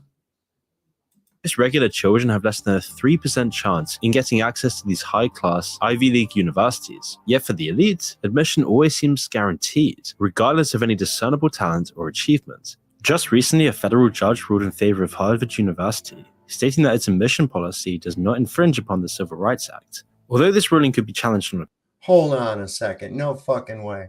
They got ebony alerts for missing black girls in Cali because it's what? Is that a higher priority or a lesser priority? Or why do they have to have different ones? They say, oh, well, it's an ebony alert. Never mind. Or, oh, shit, drop everything. We were on a regular Amber Alert and now we're going after the ebony because ebony, I don't understand why they have to have this. It's all part of that division, bro. It's all part of that division. That's what they want. They want it divided. They want everybody divided. One of their biggest fears, one of the biggest things, the biggest danger they have is us coming together, and that's happening. People are realizing, people are waking up and realizing that, dude, it isn't left and right. It's not black and white. It's not that. It's us versus them. And there's so many more of us. Oh my God. It's staggering, and the numbers are growing, to where what's it going to be? It's going to be us against an army of NPCs. Fuck, they can't even wipe their own ass without instructions. Pew, the judge, probably connected to the elites, dismissed allegations of the university setting a higher bar for Asian American applicants. Boy, I'll tell you, that's the thing too. Culturally, I think Asians, they really push their kids hard, man. It's like, come home with a B. Oh, you shame femery. You'll kill yourself. It's like, whoa, they got to commit Harry Carey and shit. They get a B and they're fucking out the window, this is part of that. You got ridiculing people for being wrong. Okay. And we got to stop that because being wrong is not a bad thing. This is what we have to understand. Being wrong is not a bad thing. Being wrong is a learning experience, and that's a positive thing. Okay. Whew, I don't know why people don't understand that, but they're afraid to be wrong. And there's nothing wrong with being wrong other than you learn something. Actually, being wrong is right because then you learn what isn't. It's so fucking, oh, you're shame femery. You like that one? But then quickly afterwards, a newly published study by several economists, one of whom was directly engaged in the trial, sheds light on a contrasting scenario, as their paper highlighted that Harvard in fact does exhibit favoritism towards the wealthy via legacy preferences and sports recruitment practices. The study delved into the admission data from 2009 to 2014, revealing that at least 35% of students admitted were categorized as ALDC, Athletes, Legacies, Dean's List, indicating a relation to donors, or offspring of faculty members. The researchers argued that without these preferences, around 75% of these students would have faced rejection.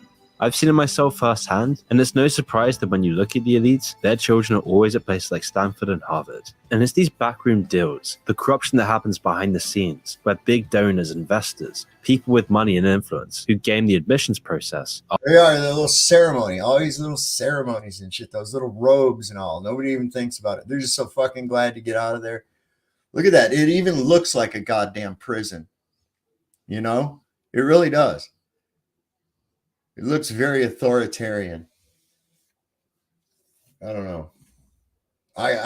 They told, you know, they were like, I remember when high school came along and it was like, oh, you're going to have to take your SATs. And I was like, what the fuck are SATs? And they said, test to see what college you want to go to. And I'm like, I don't want to fucking go to college. And they're like, why not? And I said, why would I want to keep doing this? This sucks. I hate this. I really do. I don't want to be sitting in a goddamn room all fucking day listening to some asshole yammer on about some shit that you don't even know what he's talking about. It just, well, you can make more money. I don't care, man. Fuck you. That's not my trip. Are also the ones creating institutional corruption that is rotting society at its core. You see, traditionally, the university experience was always seen as a bastion of free thought, open discourse, and the pursuit of knowledge. And yet today, more and more, we're seeing books, newspapers, any thought that is deemed bad being censored into silence. The University of Cambridge, one of the world's most prestigious institutions, has recently been uncovered to be completely corrupted by Advanced AG, a charity organization at the front of incentivizing universities to integrate certain woke visions into their institutional fabric. Through schemes like the Athena Swan Charter and the Race Equality Charter, Advanced AG encourages universities to make structural changes in teaching, research, appointments, and admissions. And I bet you all know who's behind that bullshit there, don't you? Huh? You better eat the bugs. The organization's principles may seem university agreeable in the You will eat the bugs and you will like it, you Schweinhund. We have ways to make you like it. abstract, their practical implementation has raised concerns amongst some academics, as one of the most contentious issues right now on most campuses is that free speech is being eroded, and because this is being eroded in universities, it's now starting to be eroded in all aspects of society. And at Cambridge in particular, one of the world's best universities, there's a growing sentiment amongst many that certain non-woke viewpoints are being suppressed in the name of inclusivity and diversity. But to gain a deeper understanding of the influence of Advanced AG and its charters on academic institutions, we need to take a look deeper at what they're actually doing. Infamously, the Athena Swan Charter, one of Advanced AG's initiatives, encourages universities to promote a collective understanding that anyone can determine their gender identity. Whilst this might seem harmless on the surface, questions arise about the practical implications of such a directive. Does this mean there are restrictions on academic syllabuses or potential disciplinary actions against certain research types? Does this interfere with the teachings of these universities? Another example was their Race Equality Charter. And it's just more divisiveness. It's to foment more divisiveness. You see? That's all it is. And it goes against your senses. Okay, listen to someone who is a supposed expert. And as I've often stated before, the definition of an expert, an X is a has-been and a spurt is a drip under pressure. Be careful of the perception deception. Now, what they're actually doing is that they're holding them by the balls financially with these little outfits. And of course, we know who is the one who has put this like of a thing out, Mr. George Soros and Mr. Klaus Schwab. And that type of person who wants you to eat the bug. And you will eat the bug and you will like it. We have ways to make you like eating the bug. Again, whilst this overarching principles might seem universally acceptable, the methods universities employ to align with these principles can be questionable. One such method is implicit bias training, which, despite its popularity, has shown limited efficacy, because this training often requires staff to acknowledge their biases, even when there's no concrete evidence that these biases even influence processes like admissions. More concerning is their push for anti-racism training, which sometimes promotes specific ideological perspectives, such as the concept of white fragility, permeating this across the entire culture of universities across the country. And this is training the future leaders of our world, the people at Cambridge, to hold these views too, with the introduction of concepts like safe spaces. And this is where the woke agenda starts to begin. it has spawned at these universities that have been corrupted by these so-called charities and other shady organizations that invest tons of money into these institutions, altering the way they teach their students. And with the ongoing cultural shifts we see today, driven in part by organizations like Advanced HE, this is posing challenges to the legacy of institutional establishments like Cambridge and Oxford. And because of this, it has finally been announced that there is an upcoming freedom of speech higher education bill that the UK government is passing, which aims to promote a culture of academic freedom and free speech, because the government started to realize how serious of an issue this was. But it does still seem a very long way off, and over the pond in America, it's even worse, as even North Korean refugees are shocked by the censorship and repression at these universities. I think this phenomena is really everywhere, especially in the Ivy League education system in America, that it really reminded me of that. In North Korea, you just don't know who is listening. Even 5 years ago, it wasn't this bad, I think. I remember. Now, really, like, you have to watch out who's racist, who says what. For example, Yeonmi Park, a North Korean refugee whose early life was marked by extreme hardship, scavenging for dragonflies and grasshoppers to survive. She eventually seeks a better life, and driven by hunger, she and her mother escaped to China. In China, Park witnessed her mother being raped, and both were sold into sex slavery. Park's mother was sold for $65, while Park, being a virgin child, fetched a higher price. As they were trafficked around in China for at least 2 years, they finally met some missionaries from South Korea. With their guidance, Park and her mother embarked on a perilous journey across the frozen Gobi Desert to Mongolia. From Mongolia, they were assisted to South Korea, and Park finally tasted freedom. So having escaped the clutches of North Korean dictatorship, dystopian communist rule, and Chinese oppression, Park finally gained higher education at Columbia University in the US, a well-renowned Ivy League university, one of the best in the country. However, her experiences were quite shocking, as Park observed a very disturbing trend among students and professors who somehow seemed to romanticize communism and socialism. She found it ironic that in a country that epitomizes freedom and opportunity, there were so many individuals at the— But see, not only they've been slowly indoctrinating us with that bullshit since at least the 1930s. Okay, we had Roosevelt and his extremely socialistic programs that he just signed into executive order, welfare, the Civilian Conservation Corps, all this bullshit. Okay, and then to make matters worse, it got exponentially further into debt. We got this false economy through war production, but that was only due to the ability to borrow from the Federal Reserve. And it was crazy. They had everybody working in the factories. All the factories were retooled over to war production. And anybody who wasn't off at war went and worked in war production, doing whatever. And they were hiring like everybody because the government was paying a percentage over cost. And it doesn't take a rocket scientist to understand that if you hire more people, that increases the cost of your product. And if you're making a percentage over cost, that percentage is greater. So there you go. And that's what happened. So it ended up getting even worse as we got into the Great Society issues that went through in the 60s with Johnson. And a lot of his policies that really increased the socialist coffers. I hear people all the time saying, we need to get rid of communism. I'm like, okay, well, let's get rid of Social Security. And they're like, no. And I'm like, well, what the fuck? You want to get rid of that shit? Let's do it. You know, they're not willing to. And they've known it their whole life, but they don't really understand what they stand for. They just stand for what somebody told them that they do. The core of America's education, who are advocating for ideologies that have historically led to oppression and suffering. She likened the environment at Columbia University to a cult where diverse opinions are never welcomed. The emphasis, she notes, is on diversity of skin color and not on the diversity of thought. They talk about oppression. They keep telling me they're oppressed. And America is horrible, that we need to destroy this country. I was asking them, what about America that you hate so much? They say we have inequality in this country. In North Korea, we don't have inequality. We are dying from starvation. Like AOC says, what's yours is mine. That's what Columbia professor is saying. We need to steer from all these rich people, and everything should be free, and everything, we need to destroy the country in the name of equity and fairness. And that same ideology made into North Korea what it is today. And that's why I escaped from that country. That leads to socialism. That leads to communism. I mean, that's real socialism. what you hear. Yeah. She was particularly taken aback by the concept of safe spaces in the universities, where she felt stifled free speech and open discourse by students. I don't even understand where they get this idea of needing a fucking safe space. What is that about? When are you in danger? If you're in danger because of from what people say or from what people think, or what is that actually? Imagine being so weak that you're injured by words.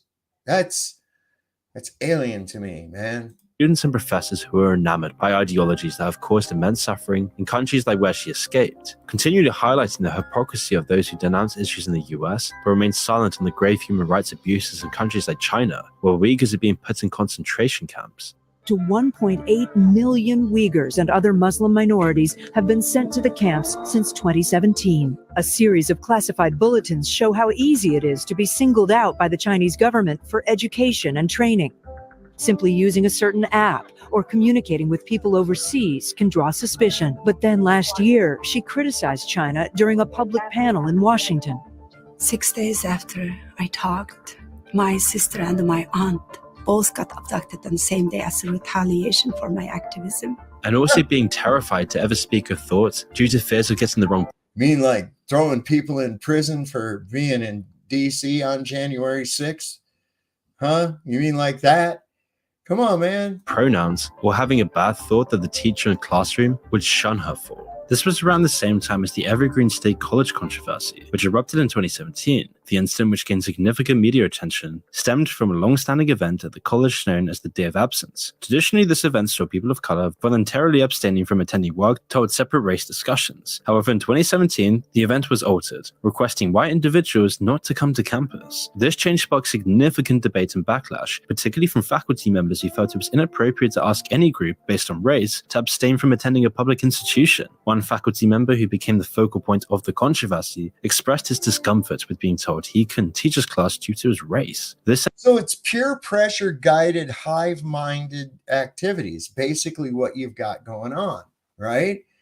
It's the succumbing of peer pressure into a manner of thinking, or at least, at the very least, the pretense of a manner of thinking.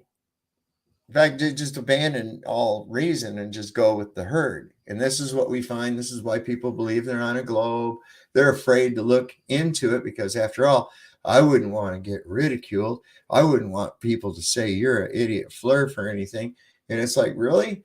Even though everything about a level, stationary, topographical plane contained within a dynamic fluid pressure system makes absolute sense, and the globe doesn't? Really?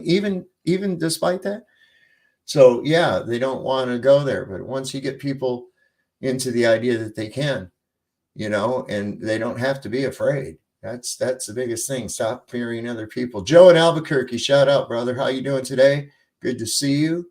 Got Tobin Schwing has come in with us tonight. Schwing. Yabba Dabba Doo's with us. Let's see. Shift-Eyed Shadies has joined us too. Let's see who else have we got. Valley Parks is here. Natasha Jones has shown back up. Good to see. I think that's everybody. Peter W. All right.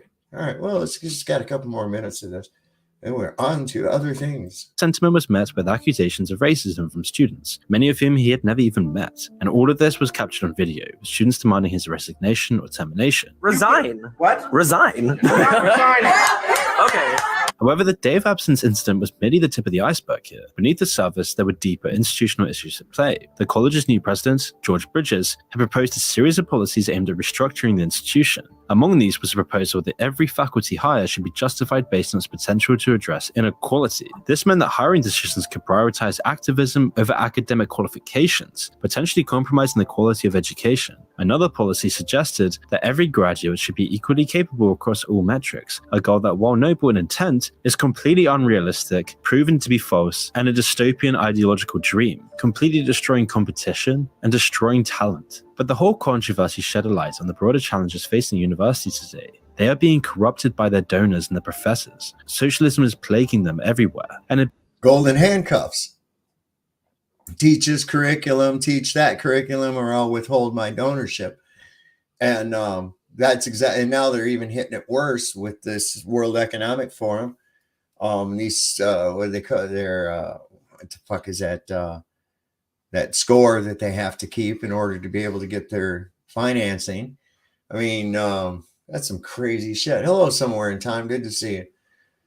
And FE Nation, there he is. When is the meetup that I was talking about?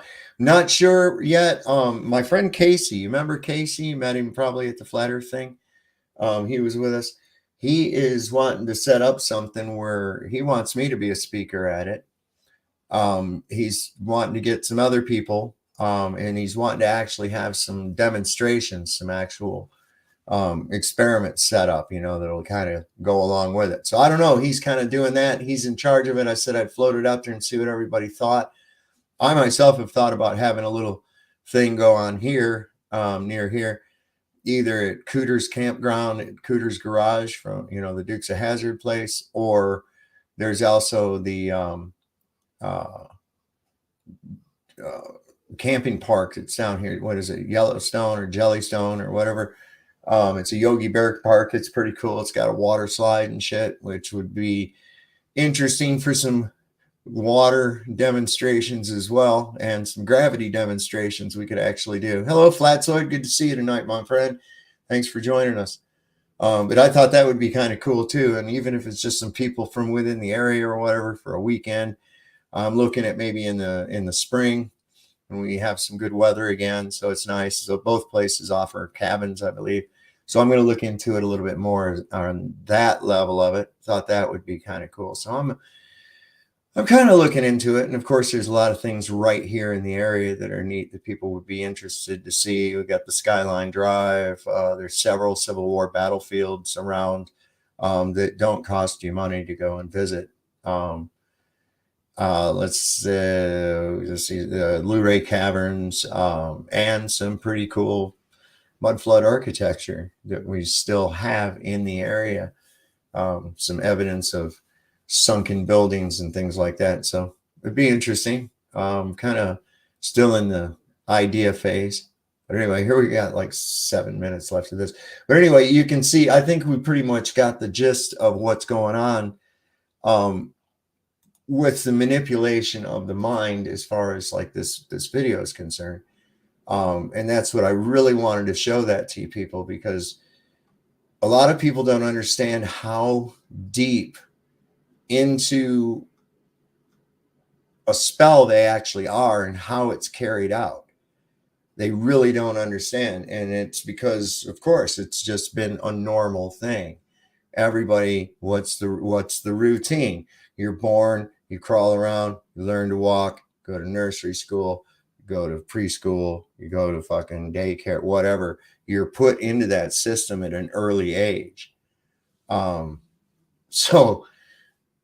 And what is it? Everybody's getting the exact same thing. It's exactly like the clip of the news people at the different locations, like here, Detroit, Boulder, Miami. Doesn't say. You've all seen the one. There's several of them out there. The Easter Bunny has a different spring in his step, or whatever. And that's what you got to understand. Oh, we can't show that. That would get us kicked off here. There's some things they don't like us to talk about. And I'm kind of staying, look, here's my view. If people have wondered, here it is on the whole Israel thing. Of course, the United States has been trying to get to war, so is Israel, with Iran for the longest time.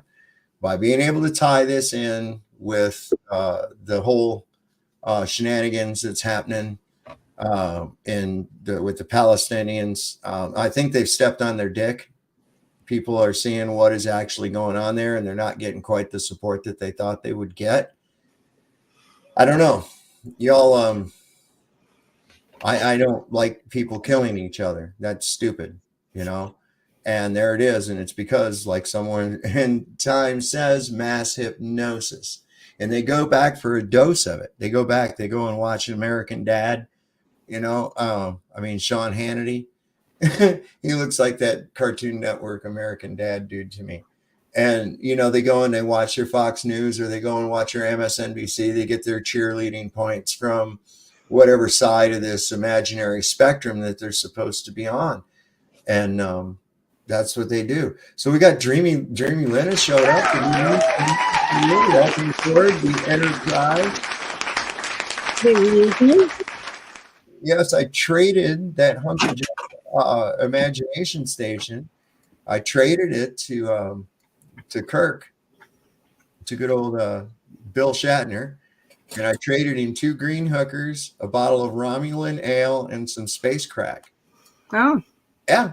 And I got the Enterprise. Here I am. Look at this. Look at the bridge. Awesome.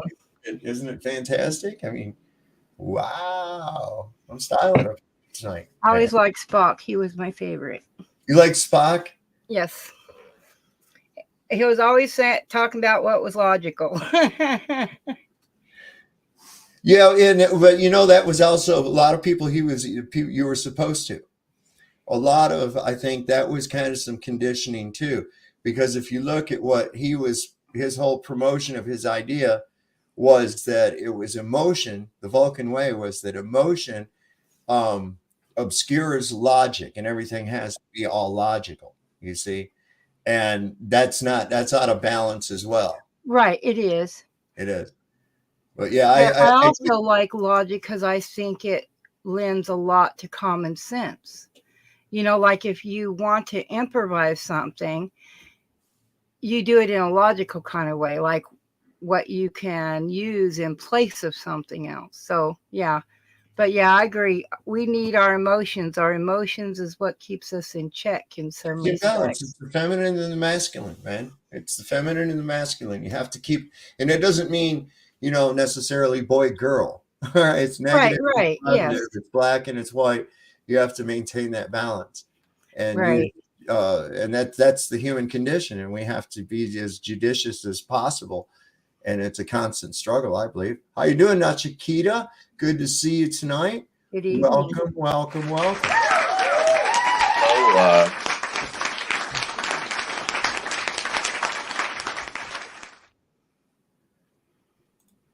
That's the rest of the crew clapping. We got the crew. They're Well, thank you very much. Well, Spock, it took me a while because the first thing I'd ever seen him in or anything I'd ever known him as is in Star Trek is, of course, Spock, right? Right. But then they had that show, what was it, In Search Of? I don't know. The host of it. And I was like, the dude would start talking. I'm like, oh my God, he is Spock. I mean, he didn't do any acting. That's actually how he talks and acts and shit. Yeah. I mean, it would kind of freak me out when he would laugh. Anytime you laugh, it freaks you out because it's like, oh no, Spock, when he starts laughing, that means he's going to lose his shit, That's how it's always been. What do you think about the programming, man? The incessant, nonstop programming. I think we were all programmed, right? Oh, God, yeah. If you went through, well, even if you don't go to school, you are, because you're going to follow the example. That's what we do. That's why we wear the same clothes as everybody else. That's why we have the same hairstyles. Hairstyles change, right? Why? Why so do you got to keep up change? with all the latest fads. Right. But where do those come from? There again, right to your logic, Dreamy. The functionality of a pair of trousers, socks, shoes, shirt. Okay, it's to cover your body. Right. Probably to provide somewhat some protection from things, But outside of that, why do the styles say, it's like, oh, look, clothes from the 70s are coming back, or. Yeah. Well, I'm really the wrong woman to talk to about that because unlike my counterparts, I despise shopping. So if I have clothes to put on, I'll wear them. I don't care what the latest fashion is. Every now and then I do update because that's what's out there to buy whenever I really need them. But I'm not a shopper. I do not like it. It's not my favorite thing to do. I'd rather go fishing or go camping or do something totally different. What's this? Well, I mean, I shop by necessity. it shows status, right? Like if you're living in a city and then you're making good money, right?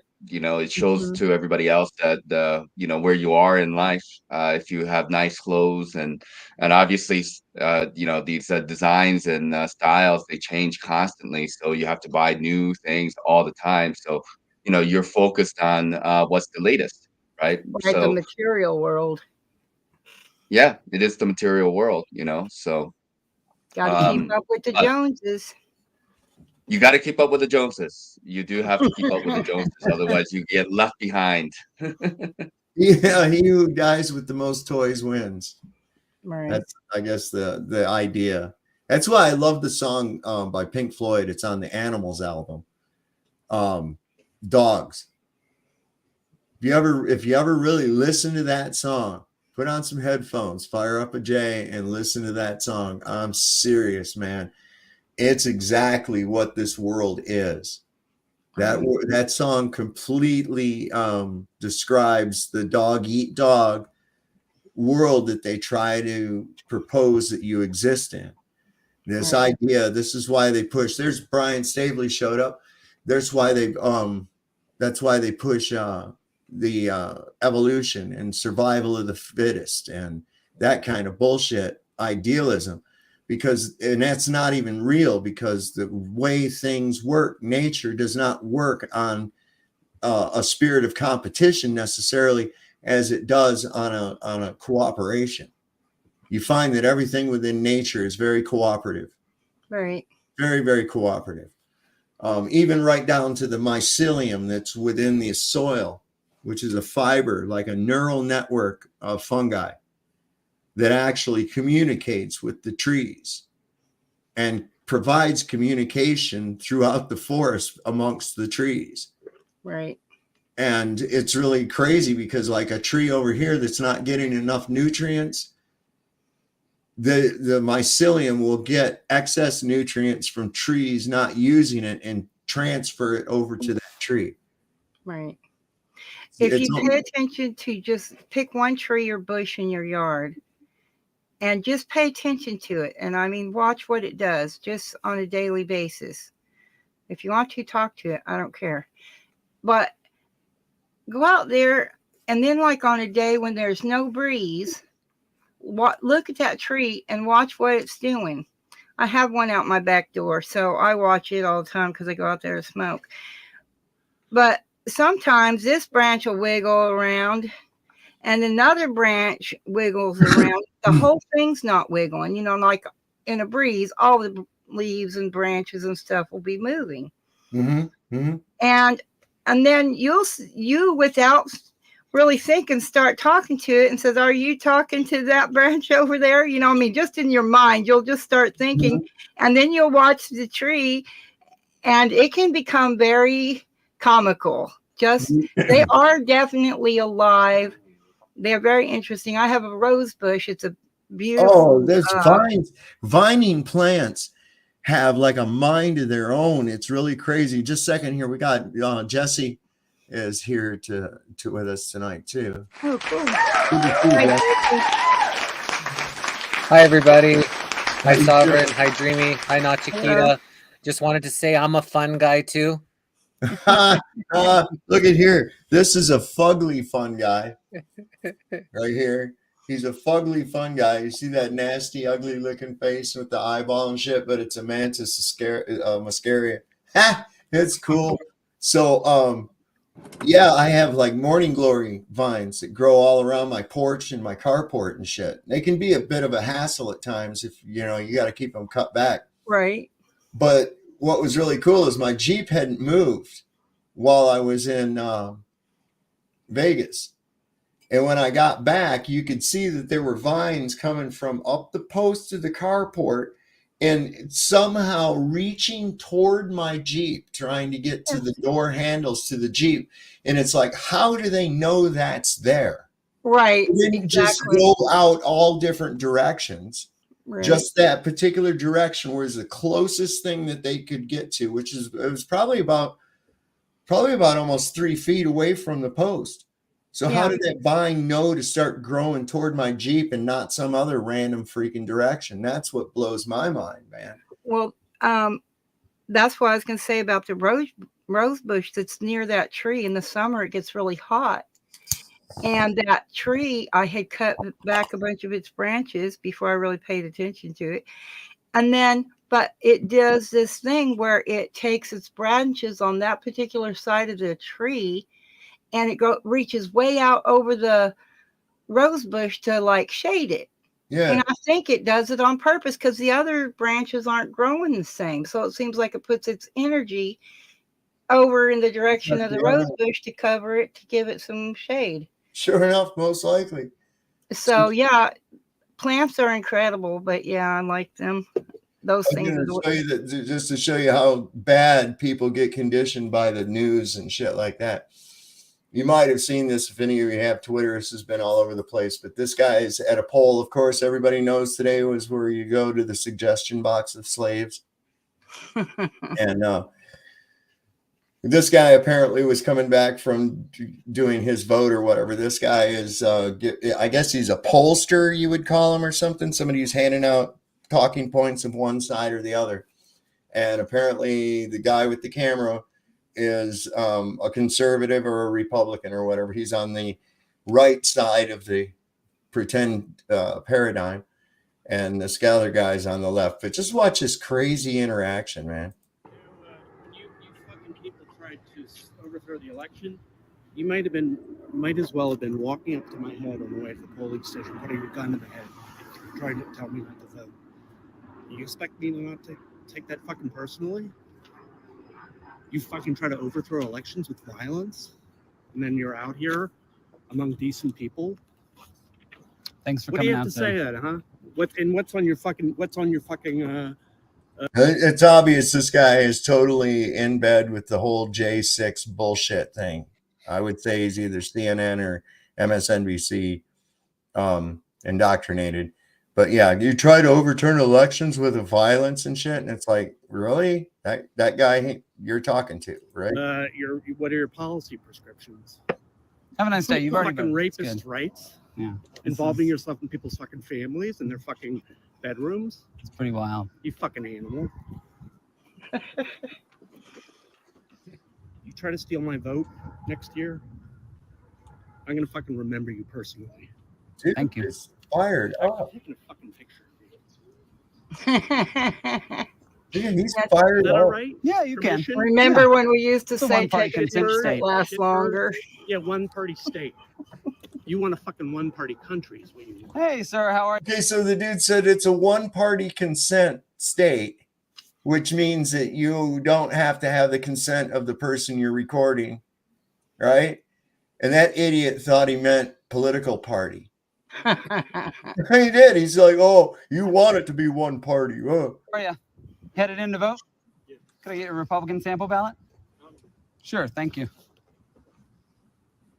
You know, try not to be buddy-buddy with these people because they put on the face of a good neighbor, but they support lynch mobs or the fucking KKK, or they're fucking Bible-beating bigots and freaks.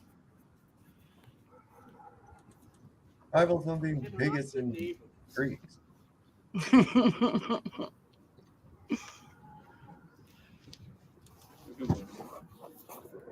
Now, do you think that opinion that he just exhibited was actually due to his interactions with people of the other side of the spectrum, or is it probably more what he's been fed by his favorite government propaganda outlet?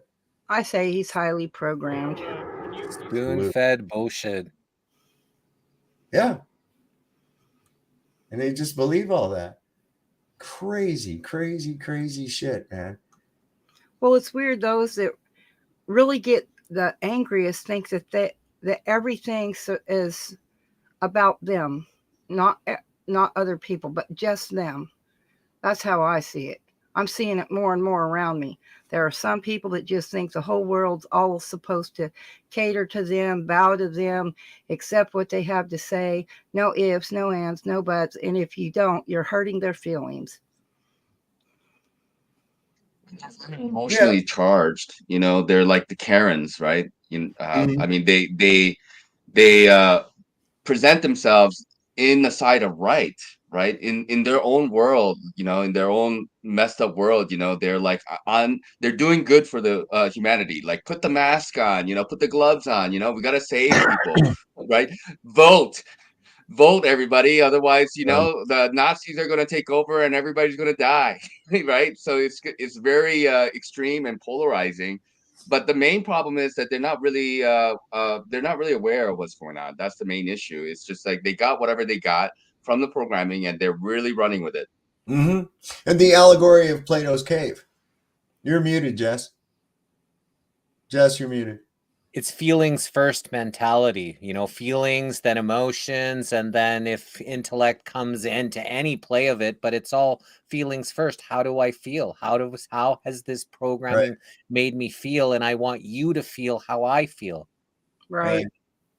Well, it's like I said, they use within the allegory of Plato's cave. They're watching the shadow puppets on the TV set.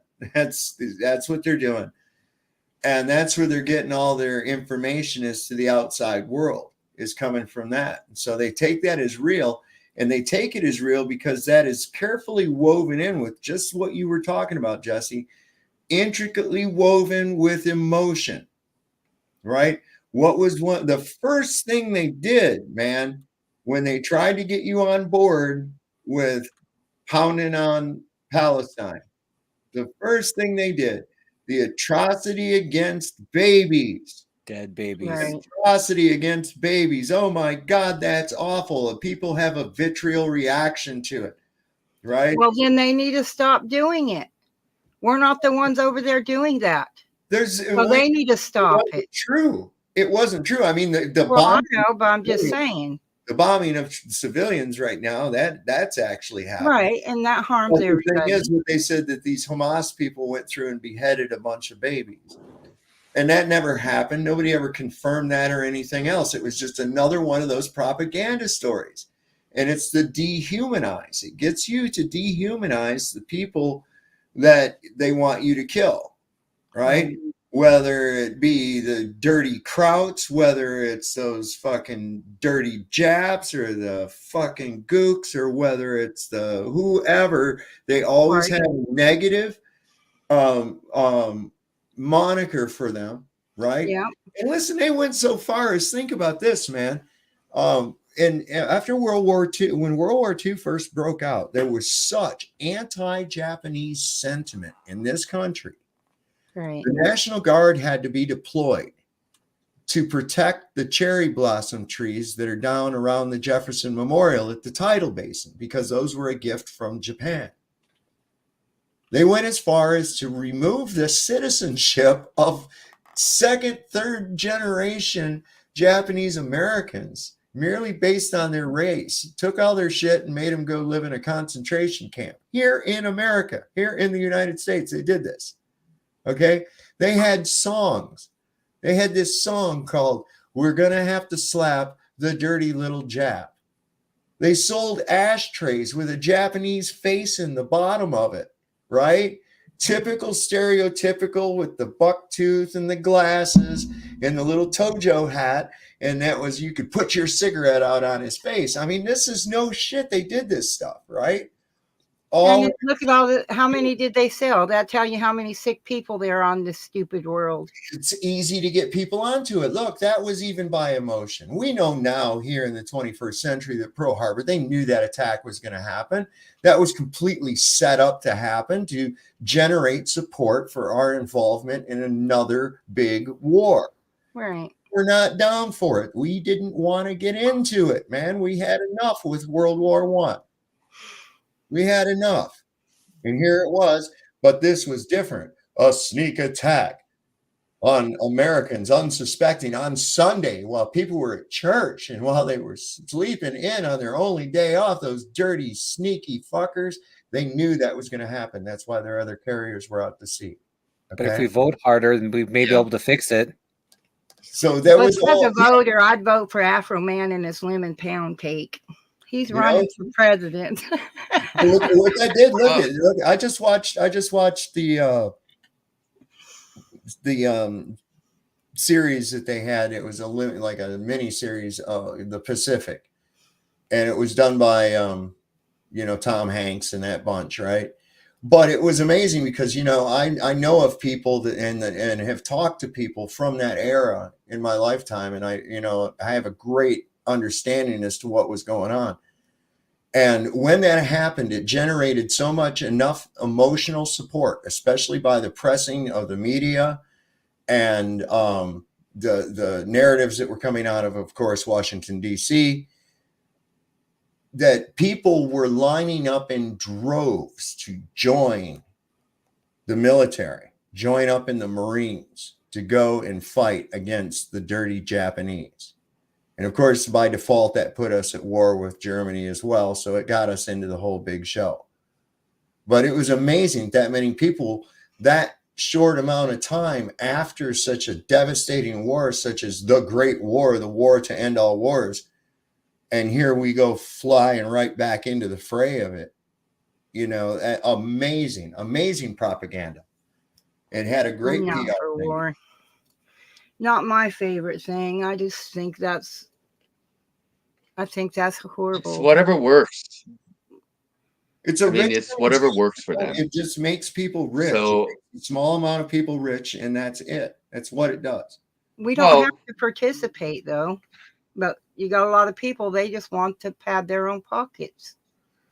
I think it's much more than just the rich, though, right? Because they got to kill off the weak, the strong men that will be able to go. It's maybe a big FU to God, the destruction, the genocide. They got their slave robots. I think the money, when they print the money, it's an easy answer just to say it's, about the money that's making these people rich. I think it's much more complex, and there's so many other things. And, we see that, the money, takes it with these military industrial complex, but I think there's much more at work than just the money aspect of what's going on. I think Naj Chiquita was trying to say something too. What did you have, Naj? Sorry, Naj. I don't think it has anything to do. Go ahead. Listen, Dreamy. Go ahead, Naj. Go ahead, Dreamy. No, you're good, Naj. It's your turn. I just wanted to say, money is always a part of it, but it's not end all be all to these wars. It's about political gains and also maybe ritual sacrifices that goes along with it. There's a lot that gets involved. It's always about propaganda, whatever that works. In their mind, if it's working, why change the narrative? If they used baby killing back in World War II with the Nazis, why can't they do that now? The incubator babies, people I'm sure will remember about the incubator babies and such. Whatever. It can be whatever. So it appeals to your emotion, and then people, of course, who is for baby killing? Anybody here is for baby killing? And then it's like a very black and white type of thing. Obviously you're not for baby killing. Thus, these people are evil, and then we got to get rid of them all, kind of deal, right? Right. One or the other. Right. That's yes, you got it exactly right, man. And I think also on that ritualistic aspect of it, it's about every 20 years, 15 to 20 years, we have a great slaughter of the firstborn sons of people. They go off. It is usually the firstborn of the next generation out, and they go off and are slaughtered on some field someplace. I think it is a blood ritual. Absolutely. Look at that shit. You think it was just really weather conditions and all that made the D-Day on 6/6? Come on. June the 6th, really? Come on. Guy wearing a fucking pentagram on his collar has this mass slaughter happen on June the 6th, 6/6. It's too much. It's just too much. Well, I don't think it's about the money, because they have the printing press. They can print as much of it as they want. It has nothing to do with that. It has more to do with control in some ways. However, I would like to point out that whether you're a police officer or in the military or anything like that, you always are given the right to choose, not to follow an unlawful order. And look at how many people follow unlawful orders, but yet it's an option. You're given a choice. You can choose not to lift that rifle up and shoot somebody because that is an unlawful order. But look how many choose to do it. Well, to get them easy into it, you got to understand that's also what the basic training is. You know, when they put you into basic combat training, that's exactly what that is it's trauma based mind control. They deprive you of nutrition, not to mention they, the shit out of you. Everybody's sick the first 2 weeks of basic training. I guarantee it. Everybody. And they always say, oh, it's an upper respiratory infection because of the drafty barracks. No, it isn't. It's because of all that fucking bullshit you put in me. When my ex-husband They told me keep you exhausted and constantly inundated with repetition to the point where you finally just respond to commands. It's really quite amazing. I remember actually when it was happening to me, I was like, this is fucking amazing. I knew what it was about the whole time. And it was amazing watching it take hold over a bunch of individuals all turning into one like hive mind. It was crazy. Because I was probably the only person that had acid in my basic training. So anyway, go ahead. Mentality. I wasn't in the military, but my ex-husband was. And when he told me the things the sergeants say to you and how they belittle you and say things that are not nice about your mamas and all kinds of stuff. And then he wanted me to join. That's why I told him, who do you want to die first, them or me? Because just hearing what he went through angered me to the point, I knew where I know the kind of person I am. And I ain't pushable. And I ain't shushable most of the time. So to me, that was horrific for them sergeants and stuff to say the kinds of things that were said to those young men. All right, so I got a question here for Jesse, but before I put it up, I got to tell you about something that happened with me in basic training. All right, so there was this dude in our basic training platoon, and this guy's head was like long from front to back, right? It was like kind of football shaped. And it was kind of like how a peanut is in the shell. You know how a peanut shell is like that little narrow spot in the middle and then two globes. Okay, this is what this guy's head was shaped like. And the fucking drill sergeant got mad at him and started calling him roller coaster head. And he was mad at him because they couldn't find a fucking helmet that would fit his stupid looking head, his weird shaped head. And the poor dude, he couldn't help the way his head was shaped, right? And they made him drop and do a bunch of push-ups because his head wouldn't fit in their fucking helmets. I ain't shitting you, man. It made fun of him the rest of the time during basic training. That's horrible. So yeah, there's a question for you up here by Angela. I don't know if you saw it. I'll put it up on the screen. It says, I have a question. Do you think that guy was JFK Jr.? I'm curious on your true opinion. So give us a little bit of background on what she's talking about too, if you know. Yeah, so yesterday we interviewed a guy who believes that he is the real John F. Kennedy Jr. At about 8 or 9 years old. One of Aristotle Onassis, his stepbrother came in beside him, and they guess because of the mafia and killing of JFK, they wanted to swindle all the money, so they put someone else in to replace him. But he told a whole bunch of stories like about when he made he made some kind of things for different famous actors, because if he was JFK's son, he would be involved in these circles, and he told some stories about that, about like remembering he died. His dad was 3 years old when his dad did die, but he was in obviously the Kennedy, wealth kind of families and stuff. And then, he talked about they had him witness maybe like 80 or 90 murders over the years. Like, so they were always constantly grabbing him, taking him to these places. They would murder some people, do their sacrifices or whatever, and make him watch it and put it back just to really fuck up his mind and his brain. And so he's gone through a lot of trauma, and they even wanted him on the plane when the actual fake JFK Jr. was killed, on that plane crash with his wife in Martha's Vineyard. They grabbed him, put him on the plane, and he actually, he survived the plane crash. And he was actually, but I guess maybe they needed his DNA there. But he was able to have a life preserver, and he was freezing cold in the ocean, and so he talked about all these stories and, some of the things where he was talking about, the killing of the things. And I tend to see things when people talk their stories. I watch it kind of in a movie, and some of his stuff when he was talking, I seen it like made me want to vomit. Like I was seeing stuff that he was actually saying. So Sean didn't like him and, thought he was full of it. But, I could never look at someone. I like to take people from what they say as true and honorable unless I have proof otherwise, right?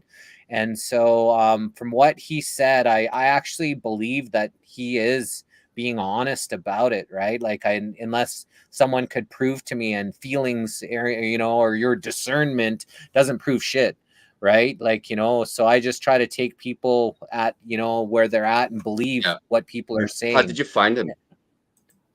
Someone reached out to me and said it would be a good interview. So I just reached out to him, never talked to him, never seen him live until he first popped up onto my screen on StreamYard yesterday. So I kind of like it that way, that I just get to see someone first time and we have our first interaction that's true and authentic for everybody to see. And so it was a really good interview. And I actually messaged him afterwards and I said, you know what, like, I actually believe you. And, there's obviously there's lots of skeptics. Does he look genetically related? I don't see, unless it's so obvious, I don't really see, how people say that, you look more like your mom or more like your dad. I see a new person. But a lot of people said, yes, he's got the chin. He had pictures of the earlobes of the JFK Jr. earlobes were the same, and the fake had a different earlobe. So there was things that had, and he's trying to push for DNA tests. He's gone the Ancestor.me, or I guess apparently some people just got the JFK and Jackie Onassis DNA. They're just trying to raise like $5,000 to get this DNA because he's poor. He doesn't have any. They stole all his wealth and stuff, right? So again, a lot of people see the resemblance. I know other people, oh wow, you look like this person. I've never been that type, but other people saw the resemblance and said, yeah, he looks like them for sure. And he's got a lot of people that I do know that with what we know as JFK Jr., the one that did with George Magazine, I can see a lot of attributes of both Jackie and John in him. Okay, I mean, I see it's a good mixture. It's definitely a good mixture, especially his eyes. He's got his mom's eyes. He's got his dad's facial structure. It's but if that's even who he really was, what were you going to say now, Chiquita? No, I was just gonna ask, like, did you ask him like why he chose to kind of reveal himself? I mean, like, there's a lot of intrigue in regards to him, and plus, there was, when Trump was running for president back, I forgot when, like before, I think it was 2020 when, or before then even, but like there was a guy who was supposedly going around and supporting Trump, and he's disguised, right? I've forgotten the guy's name exactly, but everybody was speculating that it was Kennedy Jr., and he survived, and then he's actually going around and supporting Trump. So there's some. I've seen that too. Yeah, there are multiple people out there. Yeah, they think he's 107, that guy. That's what people are saying. He's the John F. Kennedy Jr. is going to come back. But apparently this guy believes, the guy that I interviewed, believes that Trump is even dead, that this is just a clone of Trump. It's not the real Trump. And, you know, a lot of them are, you know, clones or, you know, doubles or, you know, in and out. So he doesn't have that support for, you know, the Q or the Trump. He believes, you know, it's all a big shit show. And there's so much deception and deceit. And, you know, in these higher echelons, and, you know, the guys that are girls and girls that are guys, and, you know, all the killings that are going on and rituals and all kinds of things. So nothing is really off the table when you kind of know that that is such a twisted, perverted, you know, incestual type of environment, that, you know, a guy comes out like this, and it doesn't surprise me that this is a possibility of what actually happened. Yeah, for me, like I met a lady, like, well, I used to spend a lot of time on Clubhouse. I don't know if you guys know what Clubhouse is. It's another app. It's kind of like this. You can talk to other people around the world. And I had various rooms going there talking about Mandela effect, flat earth, and stuff like this. I ended up meeting this one lady. She goes by the name of Jennifer. I obviously that's not her real name or whatnot, but she claimed to have come from one of these elite families, and then she is one of an escapee from these elite families, and like we spoke a lot, like many hours, probably like over 100 hours. We actually spoke with each other, and I to this day I'm still a little bit skeptical whether or not her story was like genuine or not. I mean, there's a lot of details that she went into, and it seems like it was true. But on another hand, another part of me is kind of, because like I'm very much into the conspiracy stuff, and I very much like to investigate, even though I don't really do this kind of like, you know, platforms. You know, I don't have my own channel and I don't advertise the type of thing. But a part of me thinks that maybe there's a little bit of a programming that is also happening with me, because I've been approached to be a part of like a secret society before. You know, I've been actually, you know, like given opportunities to be a part of a, you know, like things like that. And I'm not sure how true it is, but like I've always refused anyway. But I do have this kind of feeling like, well, you know, they probably kind of know who I am, and then, you know, they like, I don't know how it works. I really don't know how it works. So, yeah, I'm not really entirely sure, like if it's true or not. You know, it's a little bit of doubt in my mind. If do you understand what I'm getting at here? Yeah, I've been approached to join a secret society, and it was really weird because when I started asking questions like, how do you know this or that about me? You know, at a time we didn't have internet and this and that and stuff like that, but they knew very personal things about me that not just anybody could know. And when I would ask them how they knew certain things, they would not answer me. They would deflect from the question. So I never really joined. But yeah, it kind of gets kind of weird, strange.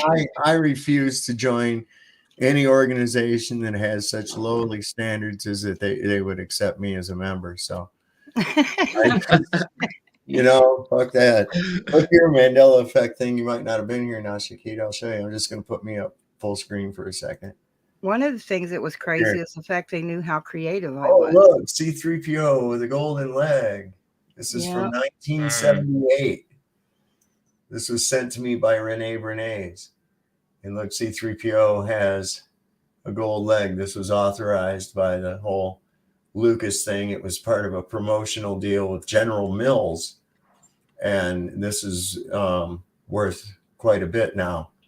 So like a collector's item. The wheels on it rolls on these little wheels. It rolls pretty cool too. But there he is. And I have this really cool picture that I made. You're very grainy. Is there any way to change your resolution to, or is it on my side? I'm not sure if that's probably me or... it was blurry for me too. Let me see. Yeah, it is. My bandwidth is showing really shitty here too. Let me see. It's all good. Yeah. Let me see what I can do on that. I mean, I just have to take your word for it that, I mean, like, obviously, you know, there are C-3PO toys out there. Yeah, see, I got that is all gold. maybe take a picture and put it like in your comments. I was getting ready to bring one up here right now. I'll show you. Hang on a second. That might show up more clear. Hang on. Un momento, s'il vous plaît. What? Spanish Mexican. Let's see. I sent that to somebody. I think I sent it to Brian because it was funny. Okay, so here is a picture of C-3PO and Luke Skywalker when they went to go visit Yoda. But It was like a mixture of Spanish and French. S'il vous plaît is French, is it not? Yeah. That's what I was thinking. I'm like, that kind of sounded. What did I say? Of Uno momento, s'il vous plaît. That's what you said. That's what I said. Yeah. That's pretty cool. French. Uno momento, por favor. Yes, that'll work. So they went to go visit Yoda, and someone had ground Yoda up. The Sand People had ground Yoda up to smoke. So poor Yoda. Poor Yoda. Oh well. That's what we're smoking right now is Yoda. This is kind of an interesting thing too. I sent this to Brian. This was sent to me by Barbara. Jehovah's daughter Barbara sent me this today. This is pretty cool. Let me bring it up full screen. So this is they're unfolding. This is like it's a replica of the War of 1812 Star Spangled Banner. There's 15 stars on this flag. And this is a replica of the one that flew over Fort McHenry during that battle that Francis Scott Key wrote the Star Spangled Banner. And I've seen the original at the Fort McHenry in Baltimore, but this is a replica, and this is pretty cool because this is the red stripe under the blue field. This is red stripe under the blue field, and you'll see this. It's a big ass flag.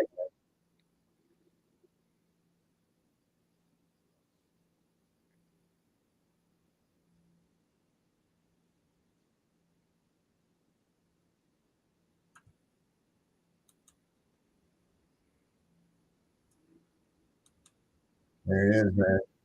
There it is. The red stripe.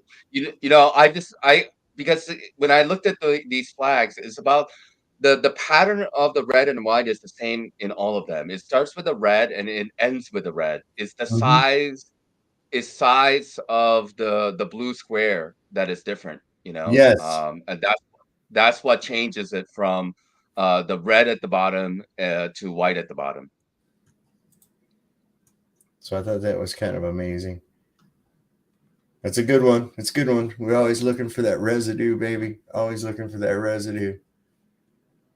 So this was something I thought was pretty interesting too. You guys might get a little bit of a kick out of this. You've heard the term, the phrase. It says millionaires don't need astrologers, billionaires do. Okay, well this kind of covers that a little bit. This is pretty cool. I fully believe this. I didn't before. I thought, what a bunch of buffoonery. You know, those stars are billions and billions and trillions of miles away and shit. How could they have any kind of influence on this little tiny dusty water ball flying around through space, you know? And now that I know differently, it makes for a little bit of a different mug on that. Check this out. Yeah. Let's see, do I got it at the beginning? There it is.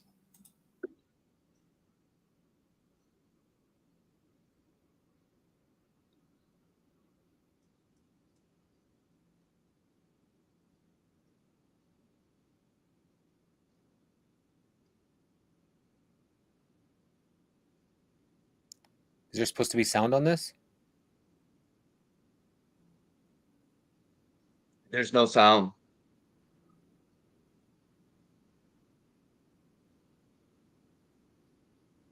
And it's like millionaires don't believe in astrology. But also, didn't he now in this reality, didn't he now get shot by Germans that tried to blow up the Capitol or some shit? Who? JP Morgan. Who are you talking? I don't know. Is that what happened? Because I don't remember that. ever Yeah, I happening. know. That's one of the Mandela effects. I'm pretty sure that it was they tried to blow up the Capitol. They set off a bomb, and then they went and tried to shoot JP Morgan and shot him a couple times, but he survived or some shit. Is there supposed to be sound with the video, Dave? Because there's no sound. What, with this? Yes. Wasn't it playing? We didn't hear sound. You did not hear sound? No. Okay. Wait a second here. Let me stop that. Then I'm going to present it again. And I'm going to, let's see, is that the one? Also share tab audio. Okay. Let's try it again. How about now? Believe in astrology. Yes. There's no believing in it. Yep. Right? You either know how to use it or you don't. It was utilized in the ancient world commonly, and today it's used privately, in secret, much of the time. JP Morgan, for example, one of his famous quotes attributed to him, millionaires don't use astrology, billionaires do. Right? This is the man who helped fund the Titanic, had a VIP suite, was scheduled to go the day of, did not show up. This man had a one-of-a-kind pocket watch that would show him the position of the planets and the heavens up above at any given time in the day, and he would invest accordingly. God does not have fingers where he can reach down and move the chess pieces down here on the planet. He has his lights, and those lights, they twinkle and they sing, and they cast their influence down on us. No person would deny that the sun has no influence on the earth. It has a massive influence on everything, all life activity. The moon, equally so. The tides, menstrual cycles, hormones, all these things are controlled by the moon. Everyone accepts that. Everyone's on board with that. The astrologer, all the astrologer seeks to do is say, well, the sun, the moon, yes. But what about Venus? What about Mercury? What about Jupiter? Did you know on a new moon, when there's no moon in the sky, Venus will cast its own shadow? You stick a pencil, a stick in the ground, Venus will cast its own shadow. That's how much light coming across. Star in a jar, the twinkle, where a sound turns into light. Frequency in a vacuum results in a light. When you zoom in on these stars, they're just pulsations. And that is a symptom of music. Right on. I've said that. Remember what we were saying the other night about we see all these cultures that say that the angels, choirs of angels, hark the herald angels sing, always showing them with trumpets and lyres, to be playing music with. So they're always associated with music or vibration. Yeah, I watch Old World Florida. That was the guy doing the narrating or talking. Is that who that was? Yes, that was Dr. Longo from Old World Florida. He's got some very interesting things that he comes to the table with, I think, worth looking into and considering. I'm decided if I accept it all, but I do think that some of it has some very important points involved in it.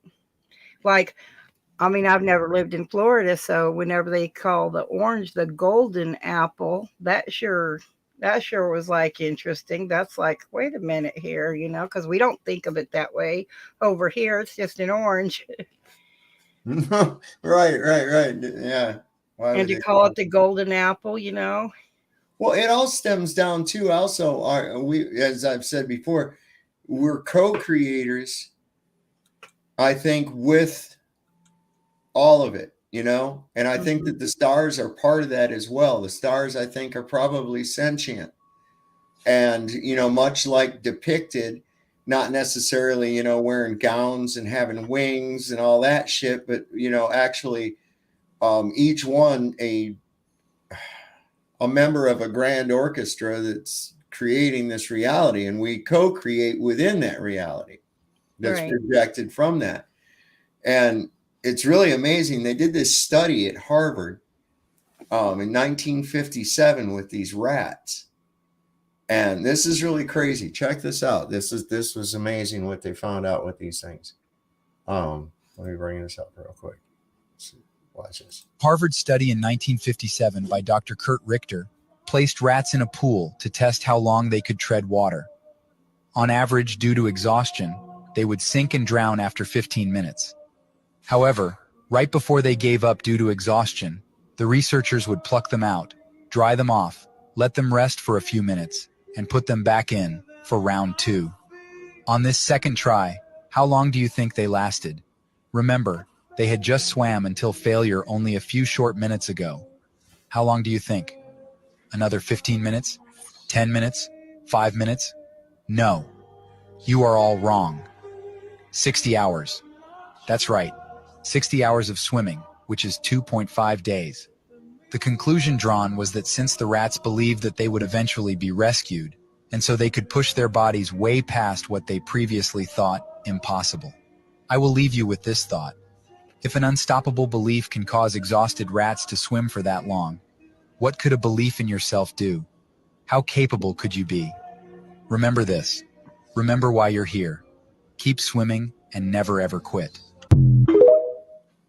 My question is how can any sane human Harvard being study in 19 torture something like that? It's sickening. It It's is in the sickening. name It is of science. disgusting. It's not an experiment. It's something there to desensitize the spirit. And each and every one of us is disgusting. Sorry. Just my point of view. They're rats. I don't care. We've had pet rats. Pet rats is no different than a pet dog or a pet cat or a pet bird or any other creature that's not even a pet. I feed the wild birds. They're not mine. They have freedom to do as they please, but they come to my feet or some even land on me. I don't make them stay, but I'm just saying, how do you justify torturing any living thing? Right. You don't. That's what I didn't do. I didn't torture them. So I know you didn't torture him, Tom. I'm just saying. But did you see how I was looking at the man that was just sitting there watching them? You know, I mean, I'm thinking to myself, how can he just sit there and watch and They were doing a lot of these you know, well, yeah, to a point because you know, but like you know, these BF Skinner with behaviorism, they were literally like torturing animals to see how they would react, you know. So a lot of these studies were funded by the, you know, the schools and the Rockefellers and such. They just wanted to see the limits of these animal capabilities, and they also probably were kind of recruiting the people who are willing to do that though too, you know. So you know, you guys heard about the Milgram's experiment as well, right? Where they were basically right, where the guy eventually killed his subject, and it was about 66%, like 2/3 of the people took orders to the point where they eventually killed and tortured a guy. You know, the mental institutions were used to test people to see how far they could push them. do you guys see how cute these Until little they fucking break. animals are? Aren't Yeah, these? they are adorable. You want to hear what's what are they? All right. What are they even? All right. First off, I want you to notice how round their eyes are. This is where the irony is coming in. Those are Japanese flying squirrels. Aw. I swear to God, and they look like anime to me. Don't they look like anime squirrels? They're adorable. They're so fucking cute. It's probably where they got the anime renditions from. It might be like Pokemon or something. I don't know. Yeah, maybe that's where it got from. I was cracking my ass up. I was like, they are not Japanese. Look how round their eyes are. Come on, you guys. Dave. Hey, this is another thing. And we need to stop this. I hear all these people talking about we need to get God back in school. And I'm like, you know, I'm pretty sure he graduated already, dude. You know, you don't need to go to school. God. Oh, that was blasphemous. I know. Probably go to hell. I don't know. I don't think it was. I think it was hilarious. I was put here to make people laugh. I do that. He probably looking down going, look at all those morons going to school and sending their kids to school. Oh my God. And he never stepped foot in one. I watch him. We get the and I think, back to when I never got to ride the bus. I was like just shy close enough to the school that I didn't qualify to ride on the bus. So I had to walk to school, all through school. And the way our buses worked is all the kids met at a thing called a bus stop. And then the bus would come and pick them up from there. And then they would walk home from there because it would be somewhere in their neighborhood. And that's how it worked. Now these fucking buses take these kids to each house, each one of them, and drop them off. It takes them like 2 hours to get all the kids home, which that's just more eating up of the state controlling your kid. Here you are on the prison bus for an hour and a half, 2 hours. Fucking ridiculous, man. Do you know why they... And listen, this is the thing I was going to say. I watch them get off these fucking buses and go in to get on these buses. And they get off of there, and most of them are fat, all decked like they've got backpacks. They look like 82nd Airborne going off to fucking jump into some combat zone with all these backpacks and shit on them. And then to make matters worse, the parents, I've seen this, at least a third of the parents will be at the end of the driveway with their car waiting to drive the kid up to the house. And I'm like, no wonder the little kid's fat like that. He don't do nothing. Look at him. You drive him everywhere. He sits on his ass and plays video games. My God. And then I'm like, a lot of you, you go and listen to that guy. And it's like, you don't understand the change I've seen happen in my world.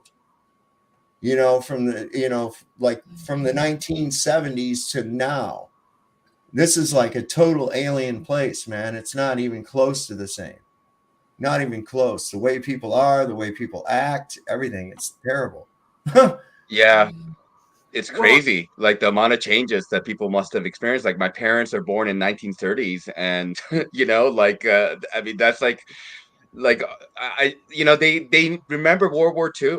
My parents remember World War II, so like the amount of changes that they must have experienced since that time is just wild, even us. Like I grew up in the 90s and it's like, it's unrecognizable. Yes. Listen, you go back and watch some of the TV shows we had. You could never have those on the air today. There would be so many people all upset looking for their fucking safe space and all this other shit, going to cancel you out. And I know they took Tar Baby off TV, and that was cute. What was wrong with that? They say it was racist. Bunch of bullshit like that. Tar Baby was cute. But no, when I don't know about other states, but I do know that Texas changed their busing. Children that all live on the same block, as long as to be an electric cross the street, will get picked up at one corner. And the reason they did that was because so many children were hit walking to school, little kids. And even bus drivers, a child now in the state of Texas cannot walk across the street to get on the bus because bus drivers have even ran over children. So that changed the laws, at least in that state, because of the stupidity, not of the children so much as the adults. Hell yeah, there's We Are Awake. Ian's with us. Good. I hope you do, bro. Hope you do come on up. I wanted to show you something. This is interesting. I found this thing. It was directed at, the fires like in Lahaina and Paradise. But this is something that I think is really interesting. I'm going to enlarge this and show it to you. I want you to look at this. I want you to notice that this is Maui. Okay, this is the island of Maui. Look at the way this is shaped, and I want you to note that right here where the forehead is at, you can't see my cursor, that sucks. But right where the forehead is at, that's where Lahaina is. And I think it's really interesting that that's like representative of where the pineal gland is at. And that's what they attacked. was the pineal gland within it. I'm sorry, there was some kind of direct energy shit was done there. Absolutely. Yeah, for sure. Same stuff as California and probably Australia and other places. I mean, it's just like, you know, you have engine blocks melting and Right. but like, you know, like, you know, yeah, it's just wild. Well, check this out. Pretty good. Much like other recent fires, such as Paradise, California. I had just come through there like an hour before this happened. We interviewed Robert Bram, who's a botanist, and he's been to like, 30, 40, 50 fires, and he said there's only 2 of them that he went to that were actually probably natural, normal wildfires. So every like 80, 90, 95% of every other fire he believes had, with the trees burning on the inside. You'd go a forest fire with plastic playhouses would still be there, but yet the houses and everything else would be burnt. Tree leaves would not be burnt, but if you've ever seen a forest fire, everything is decimated, everything is black, nothing survives a real forest fire. So there's so much of these anomalies, so they are burning things up for whatever reason. Well, they've declared a state of emergency right now over there's a big fire just over on the other side of the mountain from me right now. It was up in Madison. I posted a thing about the smoke, but there's another one south of us too. Not hearing a whole lot about it, but we're noticing some shit with it, some smoke. We had a truck catch on fire on 81 that had my wife trapped in traffic for about 3 hours before she was able to get a turnaround and be able to come back. And she just came right back home. She didn't even go to work. And late into the evening yesterday, the road was still blocked up. It was some kind of a truck with some kind of chemicals or some shit had caught fire. I don't know. It's very fucked up. But yeah, look at this. You've got these white piles of ash. And like I said, I had just come through Paradise not more than an hour before this actually happened. I didn't realize I was that close to the fire. I knew there was smoke and they were redirecting traffic. I remember where'd I have to go down toward Reading to get out of it. And there was smoke. I started getting a headache from it. California. There have been several anomalies involving the recent fires in Maui. In the middle of an area untouched by fire, a random car with melted glass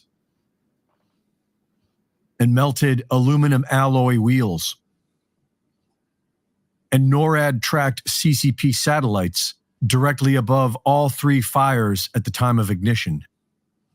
Many people are saying it's directed energy weapons. See that? And we are not getting any answers from our criminal government. See what I was saying? See how that looks like a head? Here's the chin. There's the pineal gland. Boom. That's the forehead. If you look at the side view, the forehead being representative of that. This is like a profile picture. Yeah, the pineal gland would be where the corner of that square would be, like right in the center. Here. It'd be here, but if you notice, like all the different cultures always represented on the center of the forehead. Yeah. I just thought that was interesting. That was like boom. Government. The people of Lahaina have been given access back into their neighborhood. Oh, this is fun. And there are more of these anomalies being discovered. A viral video of the Lahaina Pentecostal Church shows what appears at first glance to be an electrical fire in the ceiling.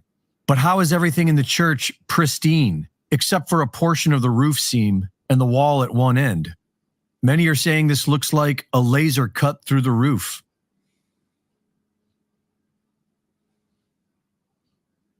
There is an area with just a few buildings that have been totally devastated by fire, while everything surrounding them has been untouched. It is unclear as to how these random buildings caught fire. And obviously the building next door is fully intact, no structural damage, no fire damage whatsoever. And then you have this building here. You can see the scuba tanks in there. This was one of the dive shops. You can see it's completely and utterly burned from the inside out. And there are automobiles in untouched areas that somehow completely burned out.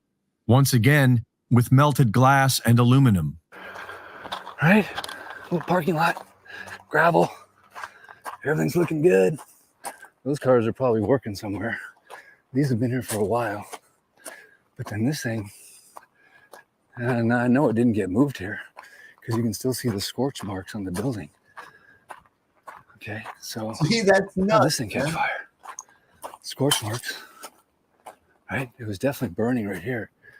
Just a random car fire, random truck fire. Okay, look at this. Look at this. How could this car?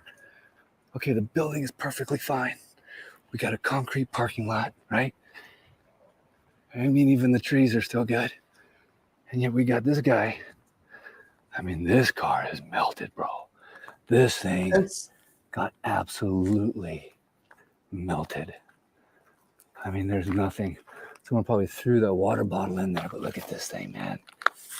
Now talk to me, people. Somebody, not a conspiracy theorist, but somebody that understands something about fires. Tell me, in the midst of this fire, is there an ember that's big enough that could float over here, incinerate this car, melt it, and nothing else around it? I don't think it was moved here, right? I don't think it was moved here. That's just tripping me out. How did it catch fire? What happened? I don't even see flame marks back there. I see marks here, brown, black. You can see it happened here, right? The wood survived the fire, but other objects were turned to piles of ash. In many of these piles, the ash appears to have been metal. Why is all this on fire? Or why is it all, there's not even a structure here. None of that makes any fucking sense whatsoever, man. I've been following this guy from the very beginning when those fires came out, when he was first talking about it and trying to help people and everything. And the stories are just incredible, what they went through. But also there are photographs of lasers. It makes sense if it's a microwave, right? Like a microwave wouldn't affect like organic material, but like a kind of metallic type stuff that it would definitely have a reaction to that. My question is like, what percentage of people would look at that and be like, oh no, it makes complete sense that it was fire? You know, I mean, like, I just feel like the government is sometimes like trolling us, or the global elites is just like like, let's see what we can get away with. Let's just like, push the envelope and let's see like, what percentage of people will be on board and not be on board with it, because this is ridiculous. How dumb are they? And the plastic hubcaps, the plastic was still there, but the rims are melted. Right. Yeah. Right. And I like, I'm along that same school of thought with like microwave, because anybody who has ever accidentally left a fork on a plate and stuck it in the microwave, or left foil on something and stuck it in the microwave, you can see what happens very quickly. You get a little lightning show inside of your microwave and it starts trying to burn the metal. So, yeah, something like that. It seemed, I mean, what the hell? Nothing around there was burning except for the car. What the hell? But yeah, I don't know. That's just piles of ashes of stuff that was clearly made out of some kind of tin foil or metal or something. I don't know, the metal really took a hammering on this fire. If you were metal, I mean, wood, you're kind of good, right? Wood, yeah, you're not too bad. You're metal, you're done. We aren't getting any answers. The victims of Lahaina are being ignored while the government funnels money to Israel. And the metal culvert is melted. Look at the metal culvert. Look at that. That's a metal culvert, man. It melted. And just a little bit of grass, right? Why is that metal culvert charred? And a frog has been found at ground zero, frozen in mid-jump, suggesting an instantaneous flash of high energy. This right here is a toad that is petrified or mummified in mid-leap. So you can see the angle of it. It's not squatting down. It's very symmetrical in every way that it is. And you can see those legs just jumping So whatever it is that happened in a split second. Reporting for InfoWars, this is Greg Reese. So rest of that's advertising some kind of crazy shit. But what the fuck? There's the mummified frog. I mean, I don't know. That looked kind of like the Mexican alien to me. I don't know. Well, I mean, it's about the intensity of that energy, though, too, right? Like, so it's just like they just got like a ray, and they just like shot at a couple things, and you got this car. I don't know how they're picking these targets, but yeah, I think definitely something with microwave is happening. I believe don't know. so. I believe there's some kind of directed energy. Nothing about these fires was natural. It didn't, I mean, and like Dreamy said, a couple others that, there are videos. Now, of course, we got to keep in mind too, we know videos can be faked because after all, that's one of the mainstays of NASA. So we have to be real careful. Finally, we got some footage of a balloon festival in Australia. I thought y'all might want to see that. That's what it looks like from the International Space Station. So stop questioning it. One of my questions is also, why were there helicopters flying? Because I do watch a lot of Coast Guard. They fly helicopters for ship rescues and stuff over here off our coast. How the hell were they flying when the winds were supposedly so high that they were blowing all those flames everywhere? Exactly. I have a lot of questions that are unanswered, and so do those people over there. It's really kind of sad. Yeah, but they're never also gonna the get same an thing answer. happened north of us in British Columbia here recently, where the fires up there, somebody went to try to get fire because they didn't have any communication. Their cell phones weren't working, and they found a bunch of firefighters just sitting off the side of the road, and they asked them, hey, we need some help up here, with these fires. They're spreading like crazy. And they said, well, we're waiting for our orders. We'll be there. And then they didn't show up until way later. Those people were fighting the fires themselves. Crazy. See. Yeah.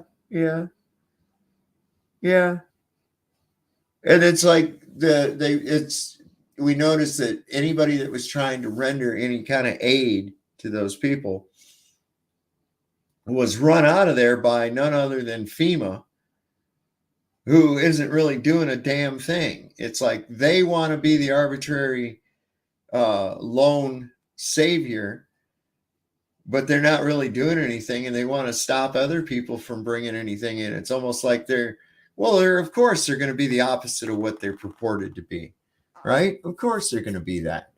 Everything in this world is the opposite of what. Yeah, and why was FEMA having a convention on another island there in Hawaii at the same time all this was going on in one of the most expensive hotels? What, $1,400-$1,500 a night? And then they, the people that actually live there, they want to put them in tents or this or that, and then give them $700 to replace what they had. Would they ever find out about the kids that was missing, man? As far as I know, nothing. Kids are still missing. I think Oprah ate them. Well, probably in their underground base or whatever. They're probably still alive, draining their blood or whatever the fuck they do. Well, the thing that really gets me is it's so much like what happened with Haiti. People were kidnapping children in Haiti from families, so they grouped together and would keep the kids inside and not let them even go outside because their own people would kidnap them because they were getting paid for it and sold, and they were coming into the United States, and all the weapons that were being used by the gangs there were from the United States. Well, yeah. There was that one lady who was very close to Hillary. She was caught red-handed, flying children in. Laura Silsby. Laura Yes. Silsby. Yeah. That was her name, Notch. Laura Silsby. She now works for the Amber Alert system. But I mean, this is not a new story in a sense. Like they've always used these, like non-government organizations or child protective services. Doesn't matter. It's always in the guise of helping people. Protecting children. But we know what's being done here. One of the things that was taking place in Idaho was children are being taken from their parents, especially if they have rare blood types or something different about them. They're the ones we're talking about, infants right out of the hospital right after birth. It's crazy. Yeah, well, they're valuable. I mean, they're valuable. The Rh negative blood type is definitely on the minority side, and there's a lot of people who are abducted seem to have like very they have a particular background by so-called aliens, but they have a background of I think it was Native Indian and Celtic bloodlines. A lot of them who get abducted as well. So, but they have kind of like some kind of special abilities that the Rh positive bloodlines seem not to have. Oh, I see. See, I didn't know that. I just know that 2 of my children have Rh, and one of my daughter's child was taken from the hospital. But she was lucky. Rh negative. Yeah, she has to have the was it Rogaine or something shots when she's pregnant. Yeah, so 2 of my daughters are like that. They have A blood type, and I don't know what the Rh factor is in that, but yeah, the one baby. I mean, they lied to them, came to the house and took him because they accidentally let him go from the hospital. So they had him CPS and everything. Well, they didn't have a court order to do that. And the only thing that saved my grandson was the fact that my daughter, she goes to church there, and their pastor and his wife were both DAs in their local community. And even though they were retired, they took her case and got the child back the next day. Well, all her children, because they ended up taking all her children. But they arrested, the sheriff arrested her boyfriend and held him in custody because she wouldn't come out the house and wouldn't open the door or anything. I was on the phone. I was telling her, don't open the door. Do not open the door. But he went outside. He went out the back door and went outside. So they arrested him and held him hostage. As soon as they had the children, then they let him go with no charges, no nothing. It was crazy. Wow. And I mean, I heard the lady, she was screaming at my daughter and everything, yelling and screaming, terrorizing all the children. The children are crying and upset, the older ones. So, yeah, and then it happened to another little boy, baby Cyrus. I don't know if anybody's heard about him, where they took him, and his mother just simply took him to the hospital because he had been sick, to have him checked out. And then even though they said that there was, that he was taken care of and that there was no reason to, the doctor still ordered him taken and called CPS in to take the child. But those are only 2 stories that I know about personally, but other people talking about incidences they have. But you're right. And in California, when I was little, I was taken by CPS when I was 4 from my mother. And they went through an entire town, and every single mother that wasn't married, they took their children. And my mom happened to be in that town, and we were some of the children taken. There's huge incentives from these organizations to do what they do. I mean, obviously the people who are involved, there are backdoor deals with them, and there's a lot of money involved. So these kids are they're very valuable. And as many successful cases, like your case is successful, but how many we don't hear about? Exactly. And how many are not successful in that sense? How many kids get lost in the system? A lot of the missing children, they get lost through the foster care system. Yeah, man. That's the thing. California. I mean, not California. Florida, 800 children missing that they didn't even know where they were at or anything like that. Families found out later some of their children were dead and never told, and they were taken and they were in CPS custody. And see, CPS isn't even a government entity. It's private. It's done through the Catholic Church system. Part of it too is they can be selective if they want to, because we know they have access to the medical records. They know blood types. They know everything, right? Yes. And who is fundamental in the medical industry as far as control? Of course, Rockefeller. Let's take a look at good old David Rockefeller. 5 heart transplants. Now you think about that. In order to get an organ transplant, you got to go on a donor list, right? You got to go on a list to receive a compatible donor. Now, that's odds of that aren't always the best. But what if you create the donor because you know that, hey, this guy, he's an organ donor and he's got the perfect compatibility for me. Too bad he's going to have a motorcycle accident tomorrow. You know that so if they can do that, they can select whatever kids of whatever genetic makeup or whatever else they want to based on the initial stuff, the information they get right there at the hospital when the kid's born. I dealt with them for 17 years over my children. That's why I learned so much about them, was because of that. My family wanted to take my children, and so they used everybody they could, including CPS.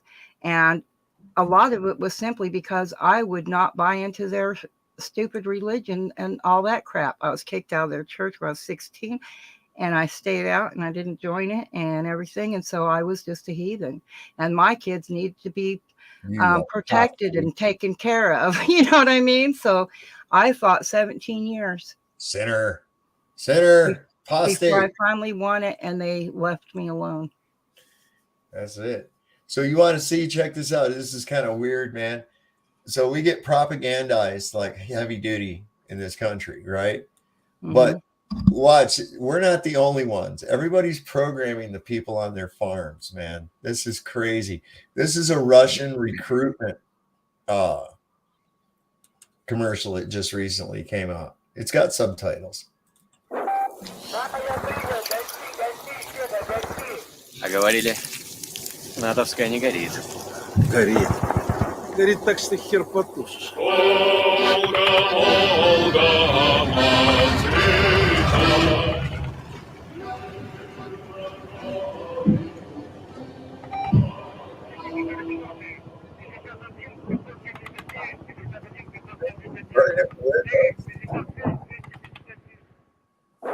That's kind of weird, see propaganda kind of aimed at you,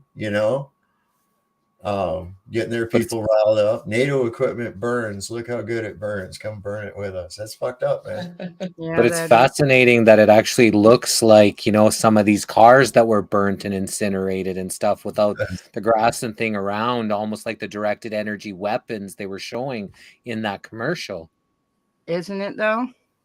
Wow, what's the odds I run across this right as we were talking about that shit? Look, it says elite child trafficking is not a conspiracy theory. Epstein was just the tip of the iceberg. I've said that.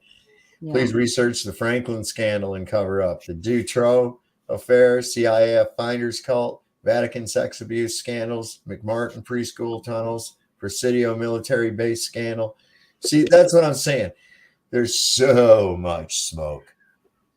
Well, in a house up for people to not realize there's a fire there. Come on. Well, these people can't handle it.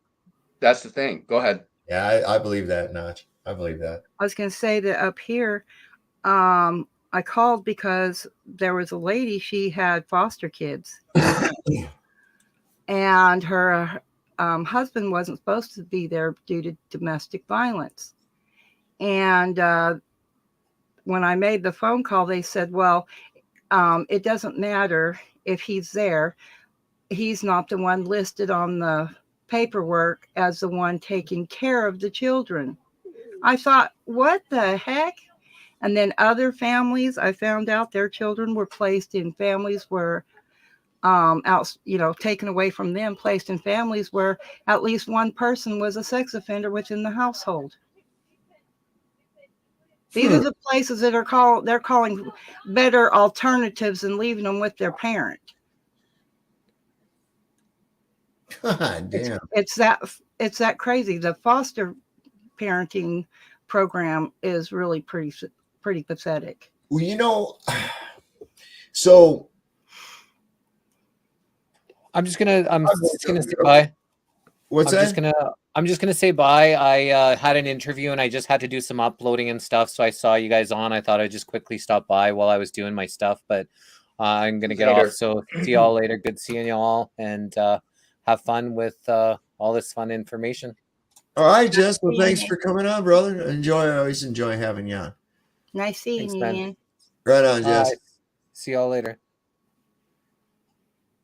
Yeah, this thing is it goes deep. It's gone on for a long time, and I mean through antiquity.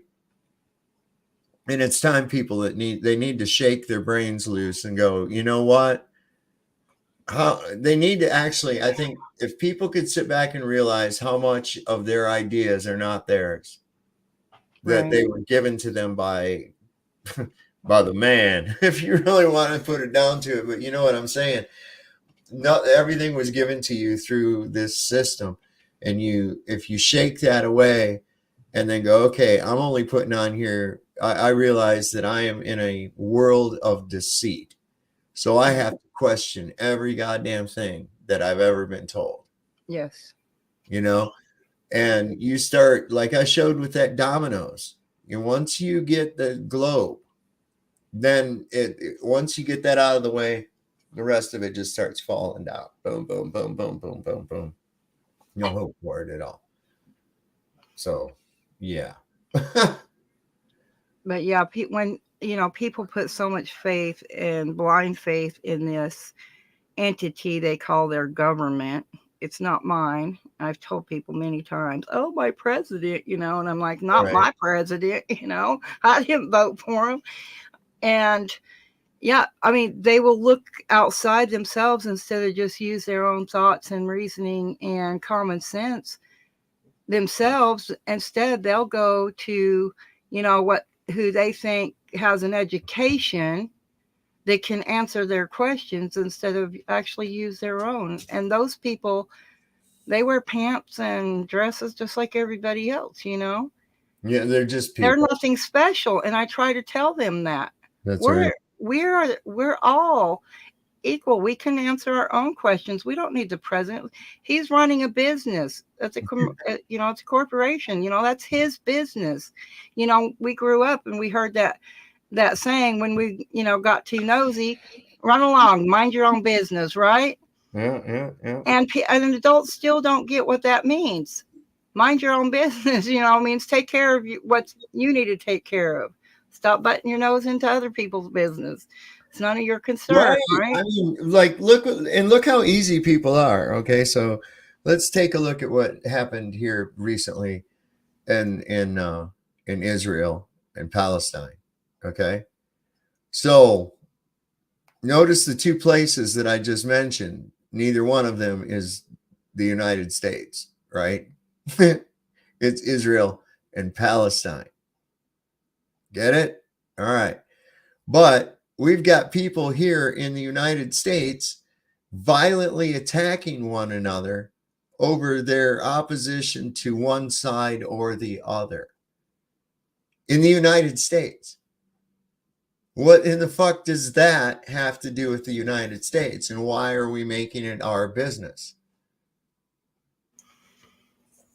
You see, it's Israel and Palestine. Has Palestine been oppressed for a long time? Absolutely.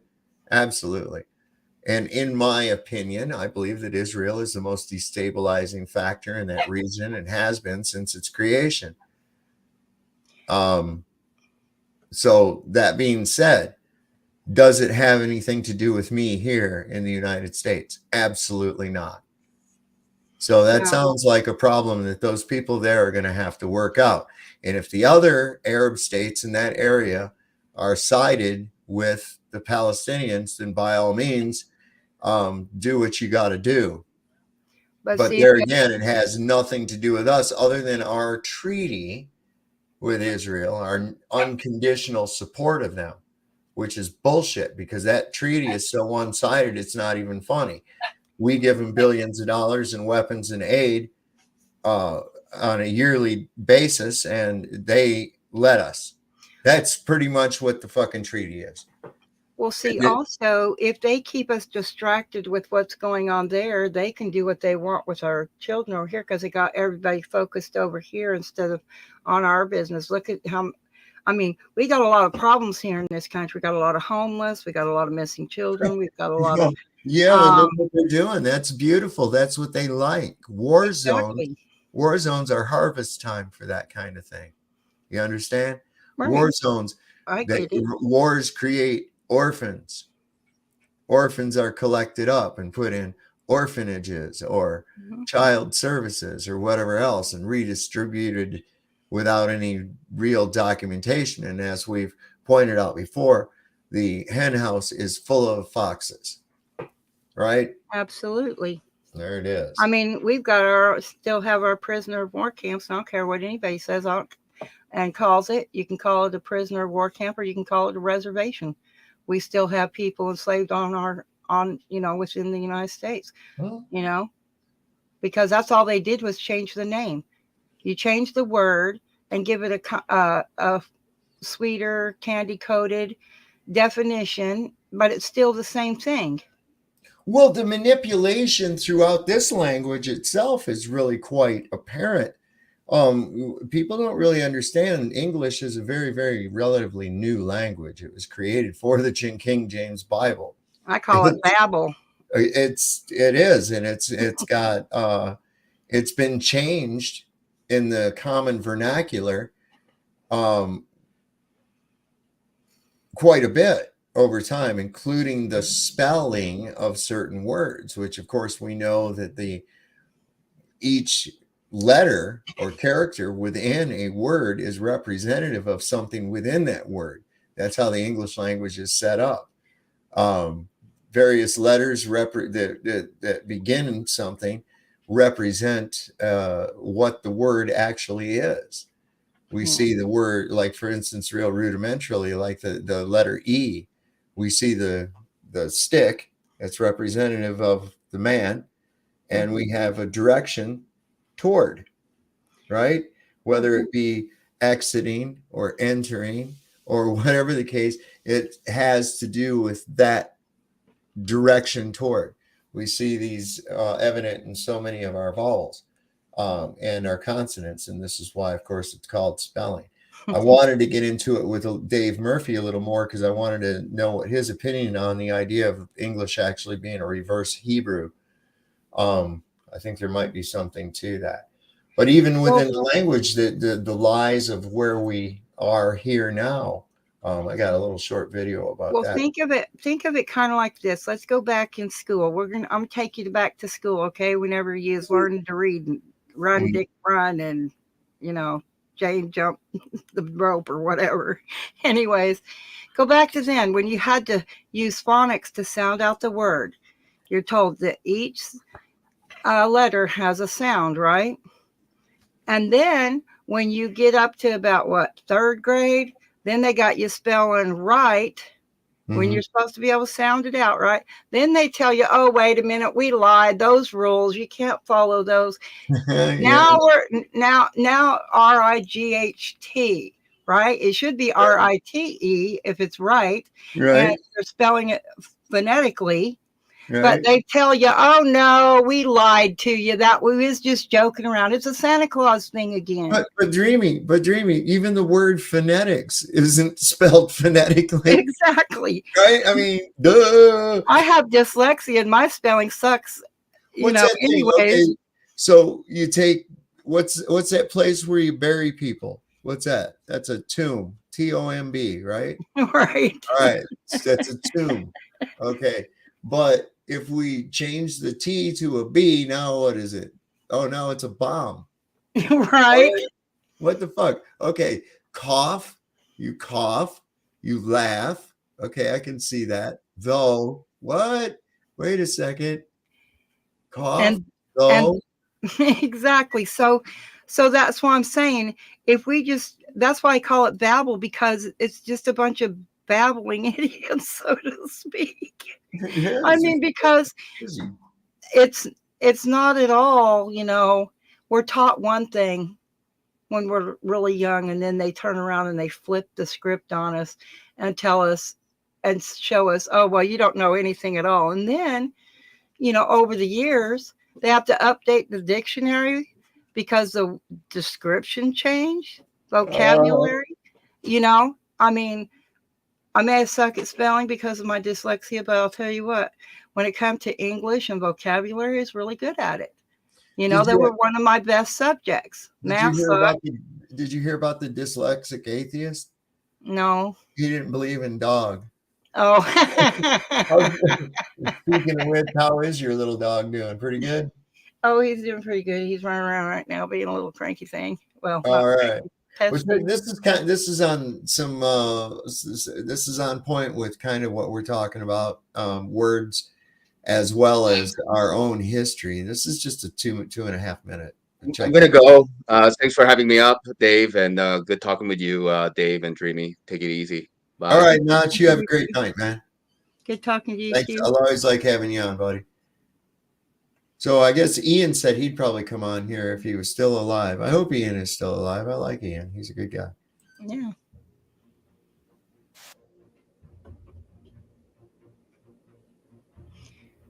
There's no sound. Is there sound? Just stupid music. Oh, okay. If it's just music, no worries. One's hidden. Look at that on the edge of that Bible. What is that? I know.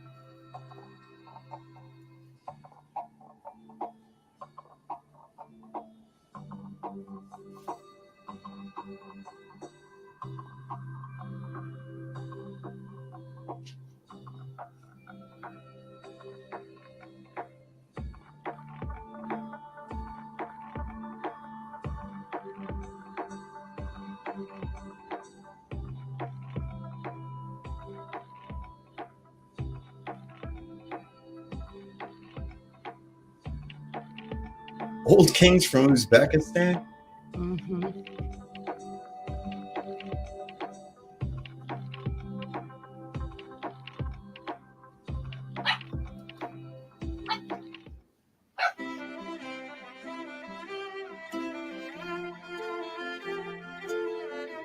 I don't know. I found that kind of interesting, the translations of those words and what's in words, this is what gets me. Right. That's why origins of words are so interesting. Like, when's the first time they used them? When they first, like Dreamyland, I made that up, Right. 2009. So where the origins of where they come from, to me, is where you'll get the best definition when it was first created. And here's another thing that always runs through my head. They say the word is God and God is the word and all this, right? Right. But if you're changing the definition, then a word is nothing but a bunch of letters. Right. Exactly. It doesn't have any meaning in what the word broken down comes from. There's so much that comes within a word that is in the meaning of the word. That's what's about what the English language is all about. And you're right, they've changed that and redefined things. They don't want us to be able to communicate. This is why they're all the time introducing new vernacular, slang, dog English, Right. Or like No. words being a code, the letters being a code. And I believe that wholeheartedly that it's all code.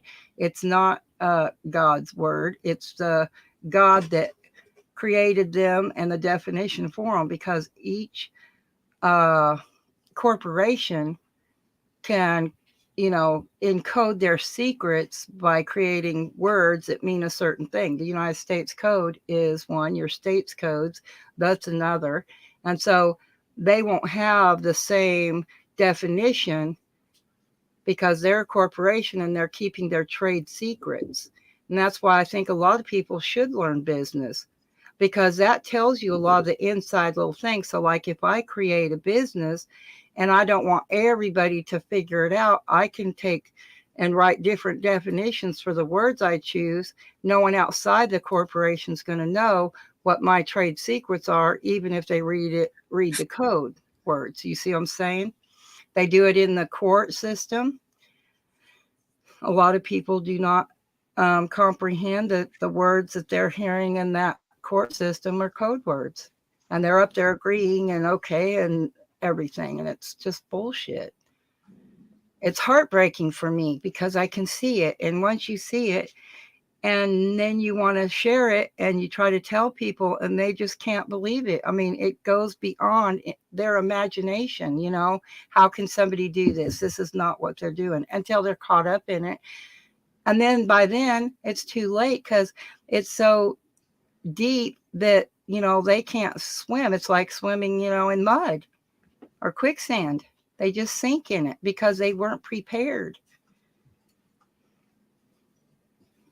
Nobody ever is. They don't. They just go with whatever they're told. This gets me. It makes me sick. Oh, it's sad. I mean, that's just all there is to it. I mean, it really does. It makes me sick to see. And they outright tell us, we basically die or falter for lack of knowledge. They tell us, but they're the ones hiding it all. They're the ones that are hiding it. And then they say, oh, well, you didn't have the knowledge. Well, how were we supposed to have the knowledge? You didn't educate us like you claim to be giving people knowledge. You put us in school and taught us to be just the opposite, to accept whatever you say in blind faith. And then they turn that around and call it good faith. Well, yeah. You're good if you're obeying them. You're bad if you're not. If you're compliant, if you go slow. And there again, they use ridicule and mockery in order to try to whip you into line. And if you can train yourself to be impervious to that and not really give a shit, you've won the battle, because that's how they get you, is they either get you pissed off or try to keep you insulting and that kind of thing, or, oh, your reputation and shit. And I'm like, you don't dictate my reputation. Fuck off. I found out in life, as I've gone through it, that when I stand my ground, that's when I get the most respect. When I don't let other people, I don't care how rich, poor, or who you claim your title is, I'll stand my ground against you when push comes to shove, and I don't care. And that is when I've seen I've gotten the most respect. And other people, and I try to tell them, stand your ground. They won't eat you. They won't bite you. Stand your ground. You can do it with respect. And if first you try and be respectful and they start pushing you, get a little more forceful right back. Yeah. They would, I don't care if it's a judge. If he was stuck in my shoes, he'd get forceful too. Yeah. I know he would, because he's a man. Why? And he's standing his ground. we should all stand our ground, but we have to also have that knowledge so that we can. Right. Well, it's that, and people have to lose this fear. Yes, you have to lose your fear. You have to lose your fear. I'm one of those kind of crazy people that tell you, you're going to shoot me, go for it. And I ain't going to change my mind. I guess it's not so much the absence of fear. It's not so much the absence of fear as it is the doing what's right in spite of it. Since I was a little kid, and the scare tactics that were used on us and stuff, when I feel the sensation of fear, I become very angry. I'm that mother, like that mother bear syndrome, Right. She's in fear that her cubs are going to be hurt, or she's going to be hurt. She's going to stand up, right? And she's going to just hopefully stand in the way, Another bear syndrome. Yeah, it's and it is based out of it is based out of the fear, and it's hard because it's part of the anger, it's part of the human condition, and I guess it does. I hate it when I see manipulation over somebody's mind, over somebody's thoughts, that kind of thing. When I see somebody getting bullied, I don't like that bullshit. Unless they bring it on themselves, if they go out of the way to bring it on themselves, well, then I don't have any fucking sympathy for them. Right. Sometimes you just have to let people hit rock bottom and learn from themselves, because sometimes that experience is what they need. Yes. But there's also the time when you need to step in and, step up to the plate so that you can show them how it's done. You know what I mean? Is this the one? Oh, the story of David and Goliath, of course. And oh yeah. People say, the bigger they are, the harder they fall. That's what I learned. Well, David used a slingshot, right? Right. Pretty devastating fucking weapon. Check this shit out here. This guy's using one right here.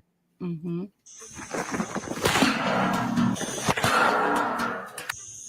Yes.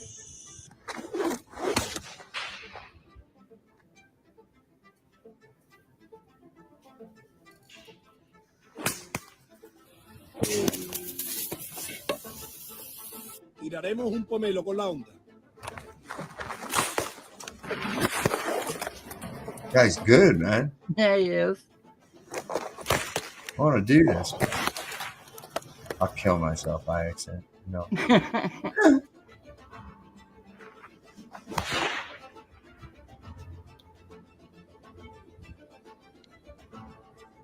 Almost 5 seconds of hang time, man.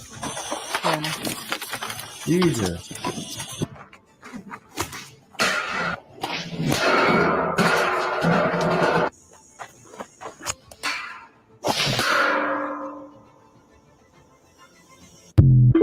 Dude.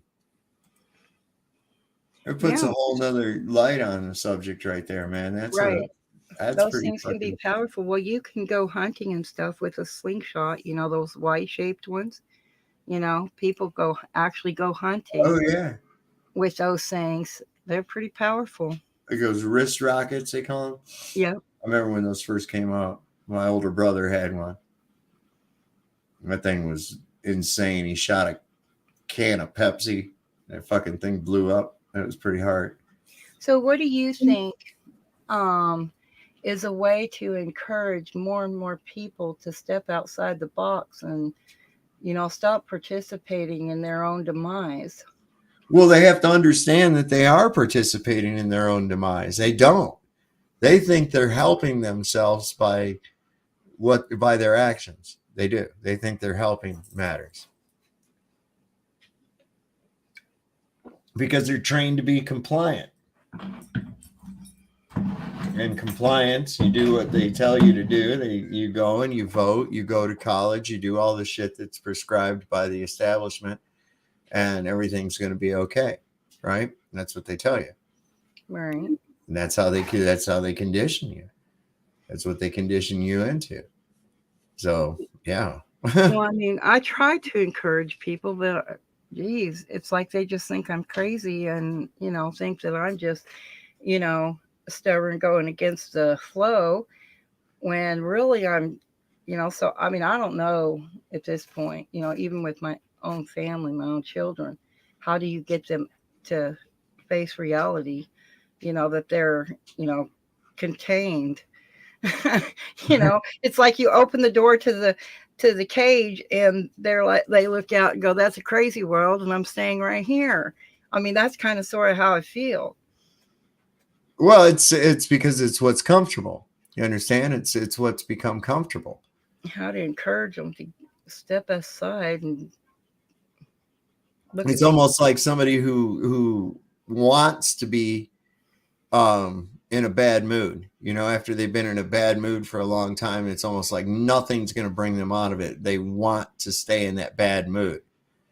You know what I'm saying? They'll look for more shit to exacerbate it and keep it so that they're still in that bad mood. It's crazy. It's crazy.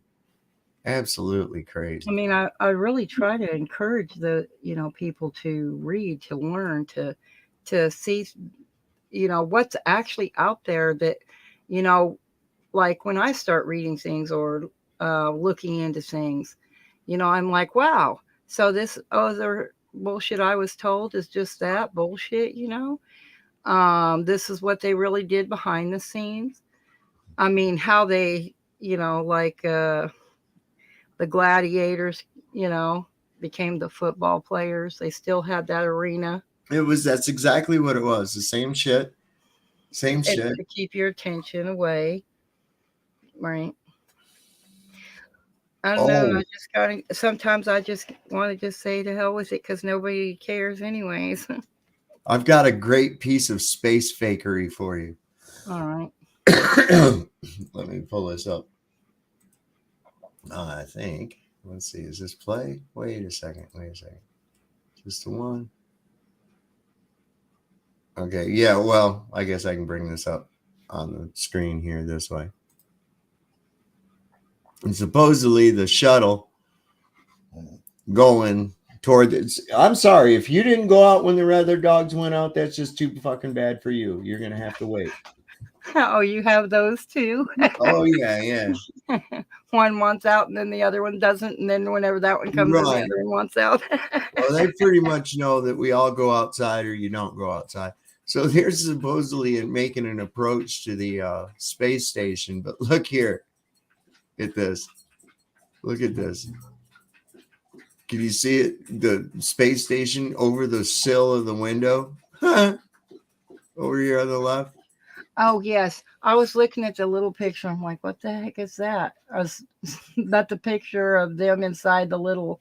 Yeah, I have damn it. I thought I had the video of it because it's funny as shit. The dude, let me see. Maybe he's got it on here. No. I may have downloaded it. Let me double look. I may have downloaded that. Let me see. No, maybe not. Did I repost it? Let's go over to here and see. I may have. Well, I know the one thing that it seems to be highly valued is fiction. It's got the largest section in the library, it seems, and everything else. Fiction is, used in so many ways, from storybooks to our holidays to, our course system to in all aspects of our life, fiction is there. Jesus Christ, can you hear that dog drinking? Yeah, I can. God damn. It's okay. I'm used to dogs. I don't mind their little noises and this and that in the background. Oh my God. Tifa was barking at Dixie and I had to mute several times. He was getting excited. Damn it. I know I got this thing on here too. This thing is really good. It's really cool. Is this the one? No, that's just Don Pettit being stupid. Here's what they tried to pass off as original NASA photos of Mars. This is kind of cool. And it's actually a place in Bulgaria. Paint it red, print it. It's a wrap. Yeah. Jesus Christ. Can't get back to the moon, but they're going to do that. Okay. I know we can get to Mars, but we can't get to the moon. Isn't that incredible? Dumb as shit. Can't get through that. Can't get through that Van Halen radiation belt. Well, I mean, I think we have planets. I think maybe they are rotating stars, you know, that move in a different way, Yeah, or whatever you want to call them, you know. Non-fixed stars or wandering stars. Yeah. So, but to see it or think of it in the way that we're taught, no, I don't agree with all that mumbo jumbo. Well, no, I mean, none of it is scientifically impossible. That's the reality. It's scientifically impossible. You can't have a vacuum even. You know, they claim space is a vacuum, but you can't have a vacuum without a container. There's that's not a natural state anywhere. And secondly, you can't have a fluid pressure system without containment. So what's on the other side of the container? Right. No, I say, what container? Well, the one that's obviously keeping the air in, dumbass. What do you think? I mean, there's still plants and animals and things and bugs and stuff that we're still discovering that nobody's ever seen before or even given a name or a label, you know? And and we somehow know what's in outer space more than we know what's around us. Oh my God, I know.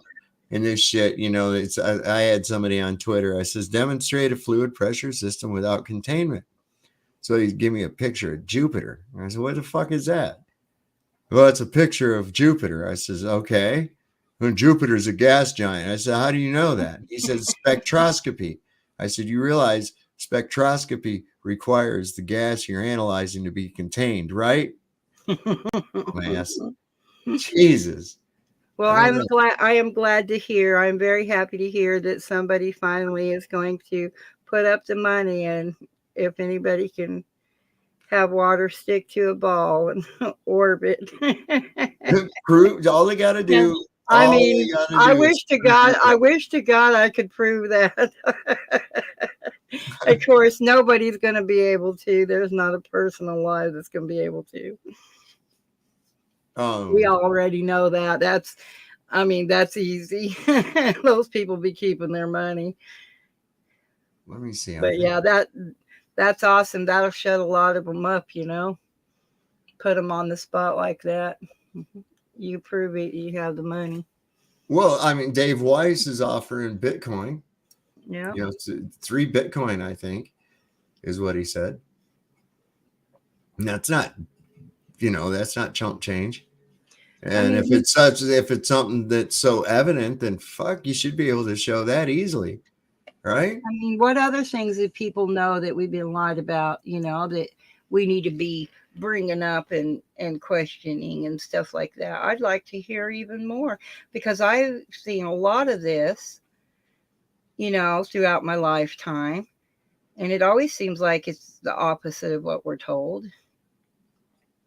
Well, everything they tell you, it's the opposite of what they tell you. I mean, there's some things, some stuff I don't know anything about the subject, you know, one way or another or anything. So I'm just curious. I mean, the more and more comes out, the more curious I get. What else is there? You know, I'm done with this subject. Let's find another one. You know what I mean? It's almost like you're hungry for it, you know? Yes. You like, know, let's find another morsel. What else is there out here? I know, right? So you start getting more and more information. You go, holy shit. Oh, yeah. that Myth Vision podcast thing. I was so shocked when I found that. And some of the stuff that I have researched myself was right there in front of me. I'm like, wow, somebody else is, you know, finding the same stuff. They even went in more depth with it than even I did, you know, with a little bit more information. So I went searching to see, you know, what I could find on it. And absolutely, I was just amazed to find somebody who was thinking on those same lines, because I hadn't seen that yet before, you know. other people talking about it anyways. So yeah, I was quite, when I watched that movie, I said, I'm going to tell Dave about this tomorrow. So I sent you that text. I mean, it was on Moses, and that was just incredible to me that, you know, other people are finding the same. Well, these stories came along before, and then they created this story out of it. You know, it's like, that's what I found. So yeah, I was quite excited about that one. Trying to find this thing was really cool. Now I can't find it again. I hate that. Yeah. I really do. But yeah, a lot of things that I see, you know, even with our governments and stuff like that, is usurp and plagiarize, usurp and plagiarize. Just like when we're born, and our moms and dads name us when we're at the hospital, they usurp the name, plagiarize it by creating a corporation out of it, and they take and steal our name. That's identity theft. If you go and read the definition of identity theft.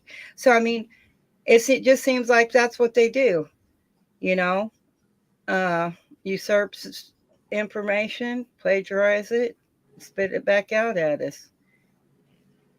I'm finding something. Do you know who Judge Napolitano is, right? Oh, that name sounds so familiar. He used to be on Fox News. Oh, okay. Yeah. I read one of his books. Pretty good. Constitutional Chaos. Really good. But something about drone. Now, this is weird. There's a thing out about drone wars on U.S. citizens. I don't know. I mean, I'm new to this. Let's see if it's anything. Unmanned drones that can tase or shoot a person from the sky and can even launch a grenade. These are the latest toys the Houston, Texas SWAT team, the police department, purchased using its Homeland Security grant given to it by the federal government. Is this the next phase of the police state, where cops can play video games with our civil liberties and with our lives? Here with the frightening analysis is Lou Rockwell, Mises Institute founder and chair. Lou, it's a pleasure. Welcome back to Freedom Watch. Judge, great to be with you. Say it ain't so. Say that the police department of Houston does not have unmanned drones from the sky that can tase someone or kill them, as the military has been doing overseas. No, it's true. And of course, the federal government is, as you mentioned, supplying these things. They're all federal agents. Various federal agencies have them. Undoubtedly, the state police will have them, the local police. Maybe we can look forward to dogfights among all the Predator drones. But of course, they also are developing X-rays that can see through the walls of your house. They can spy on you in your backyard while you're sunbathing. And as you say, they can taser you, shoot a baton into your head, or even kill you with a grenade. And we're supposed to feel safe about this. We're supposed to think this is to fight terrorism, when of course it actually is terrorism. Most of what we're told about terrorism is, I think, phony baloney. And fucking skeet. Yes, I knew about these. I've been hearing about them for a while when they were talking about, you know, like the police robots and things like that and the different stuff. Plus, I knew they were using them in the military. I've had friends talk about it when they've come back from overseas and stuff. Yeah.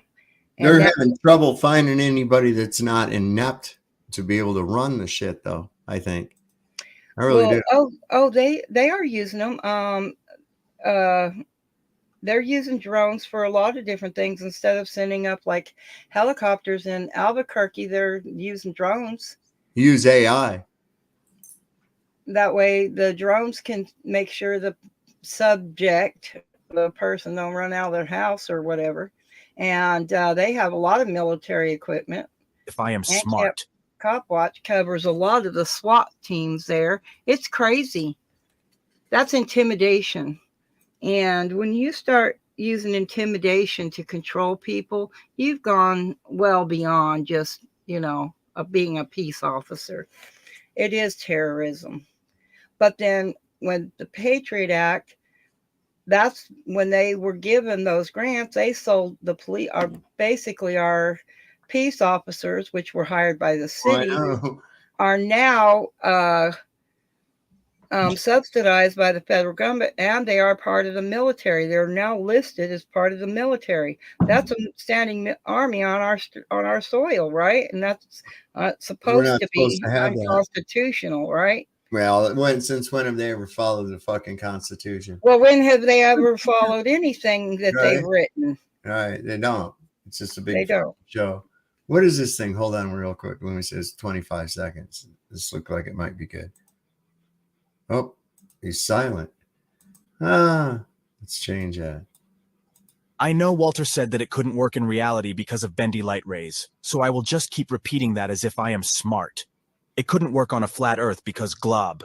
Interestingly, the globe model was built from observations of the celestial sky.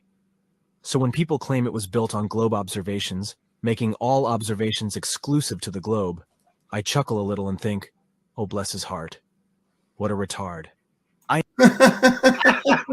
Look at his hair. I love it. It looks like he's standing in the wind. It's all swept to one side. It's so good. Wow, that's but cute. Yep, that's so true. So true. So what do you think? Taylor Swift, is that a dude? I have no idea. I don't pay much attention to all I'm hearing a lot of Hollywood stuff. They're making a big to-do about her lately. I don't understand why. I'm going to tell you this. I did go when I had a friend, and I knew him for 2 years. I had no idea that he was gay. He never discussed it or anything like that. And then when I found out, I was just totally shocked because I just had no clue, right? And so he invited me and another friend to the gay bar for one of the drag queen pageant things. Now, in the pamphlet thingy that they give you, the program thing, it'll show the person that's going to be up, you know, wearing their, you know, formals and this and that and their 90s. I'm telling you, some men in them pageants, you would have just never known that they were dudes. I'm sorry, but you would never known that they were guys. They made the most beautiful women, some of them sewing their own clothes, their own ball gowns and things like that, and their swimwear and stuff. But I'm just telling you, you would not know that they were not men. You remember in History of the World when they were testing to see if those guys were really eunuchs? And he was that guy, Gregory Hines. He's there and he's got like this, he starts getting this hard on. And they realize, oh, he's not the eunuch, you know. Well, I know when I went up to the bar, I mean, I was all dressed up and everything. I went up to the bar and I got served my drink and said, thank you, sir, when I paid the guy. And I'm like, excuse me, I'm not a sir. I did that one time. I was waiting tables in a restaurant. I was a waiter in this restaurant. And this guy came in and, you know, I was waiting on the table and yes, sir, no, sir, all that, you know. Right. I go back in the kitchen and the fucking staff is laughing. And I'm like, what the fuck are you guys laughing at? And they said, dude, that's a chick. And I'm like, fuck you. Come to find out it was really a dudely looking chick. But here's a manner of creature that's kind of weird. Watch this shit, man. انه شويه شعر على راس صحيح شعر طويل بس مو هالقد هذا يعني هذا نوع بيقولون النسناس هذا نوع صغير ما بيكبر يعني بضل قد الشبر او اكبر من الشبر بشوي واحيانا بيكون اصغر من الشبر كمان شوفوا هلا هون ملبسينه ثياب وعم يرقدوا وراه على اساس انه هذا هو القزم شوفوا ليكم هذا تابعوا معي فيه للاخر It's a monkey.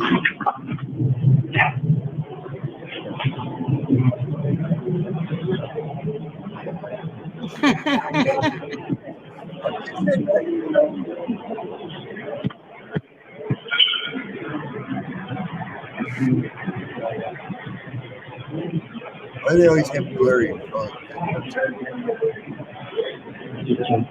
It's always in some grubby butt country.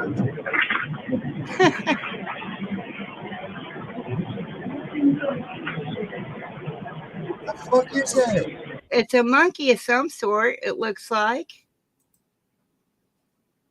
What does he say? Please excuse me, how are you going to tuck in the junk? Because, well, some of them tape it down and put the head right up in their butthole.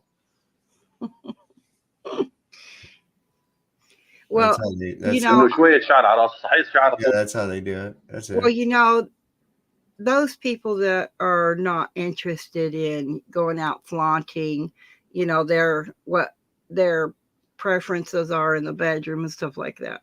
I don't have a problem with that. What I have a problem with is all of these ones that are out here flaunting in front of our children, flaunting in front of everybody else. Like they somehow have magical rights that nobody else has because of their choices. They want to look as outlandishly bizarre as they possibly can, push it in your face, and dare you to laugh. I'll just say what I want to say to them, you know. You know, I'm just like, I'm not politically correct. Oh, I'm not either. I don't care. I'm not playing pretend with you. I'm not. Right. I'm not in that. That's for right. These newer people. But like I said, I knew him 2 years and had no idea. I mean, he was just a nice guy. I remember telling him one day, you know, if I wasn't already married, you know, I'd marry someone like you know, and I was just laughing and joking around with him. But heck, I had no idea. He laughed. He didn't say anything, you know. Guess I would have not been the right type. Well, but yeah, I have respect for people, and I don't care what other people choose to do. Just don't force me to, you know, agree or to become like you. I mean, do your thing. No, I'm not wanting to get in on all that. I don't want to know about it. Right. I find it disgusting. Yeah. Okay, I find it repulsive. Nature causes it to be repulsive to me for a reason. The thing that got me is how, okay, it was all right for the women's marches there in New York or DC, wherever it took place. And they had their children with them, and that isn't considered child abuse. But yet you can't do those kind of things at home with your children present. Does that make sense? So why weren't those people arrested on the streets while they're all marching with their children, talking all that potty crap? You know what I mean? I know. I don't know why it's so important. Well, I do know why it's so important, but well, yeah,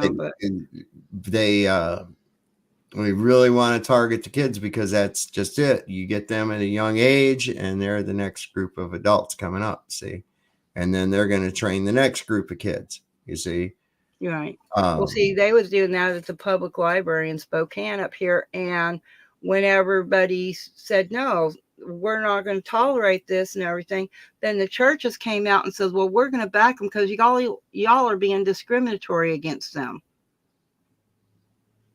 That's how freaking crazy it is. I got something funny for you. How to identify a globetard? Okay. Number one, denies God's creation account due to the immense personal wisdom he has attained from others who deny God. 2, laughs at those who rely on faith, yet bases his whole paradigm of reality on unobservable theories.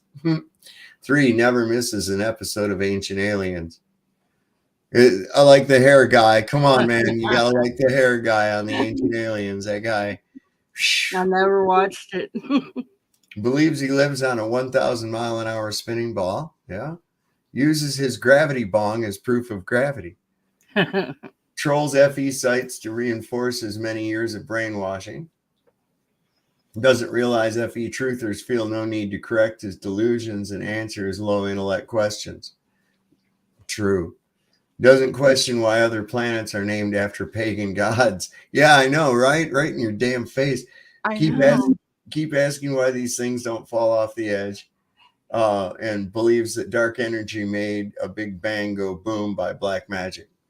So that's pretty much it. That is. Yeah, I mean, that's what blows my mind the most is because they tell everybody the reason we live on a globe is because the water, if the earth was flat, the water would flow off the edge. Well, what the hell is it going to do on a ball? Right. Exactly. I mean, that's what blows my mind. You've got to be super retarded to buy into the globe. I know. But they do. They will. They'll just go with it. They'll just go with it. You know why? Because an authoritative source told them so. That's why. That, and because everybody will make fun of them if they disagree. Yeah. But then again, I take a look at it like this. I'm like, well, I don't care if you make fun of me. You're fucked up. Right? You're fucked up. I don't care if you make fun of me. Shit, man. Same here. You know, what's that matter? Wow. Okay. So a fucked up person told me that I was fucked up. All right, cool. Yeah. Oh my goodness. But yeah, I mean, simple things. I mean, it's the simple things that, you know, they seem to just be so lost at. Well, The most basic common sense. Well, the one I always point to, despite that, because curvature or not, bottom line is we have to be an enclosed system. Right.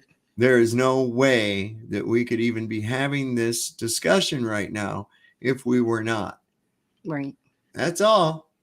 Yeah, we got to breathe. Yeah, I mean, there's you cannot ever have a fluid pressure system without containment. You can't have a volume of fluid without containment. Game over for the globe right off Jump Street, man.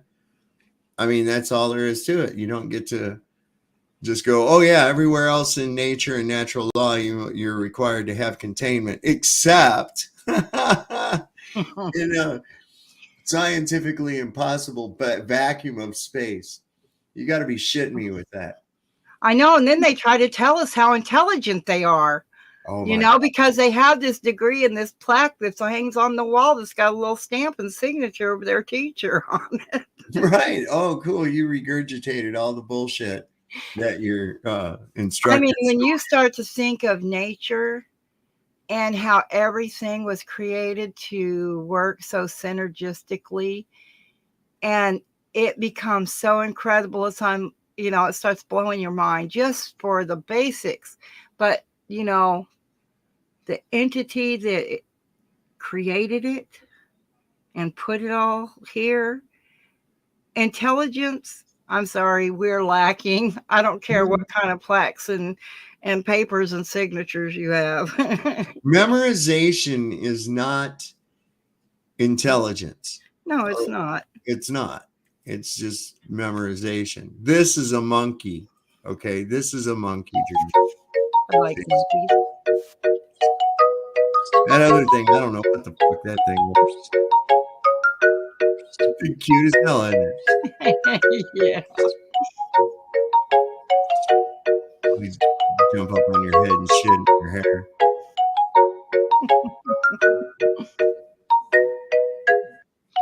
So yeah, that would be cute to have. Let's get one. I'm gonna get one. I'm gonna tell my wife. I'm sending that to my wife. We're getting a monkey.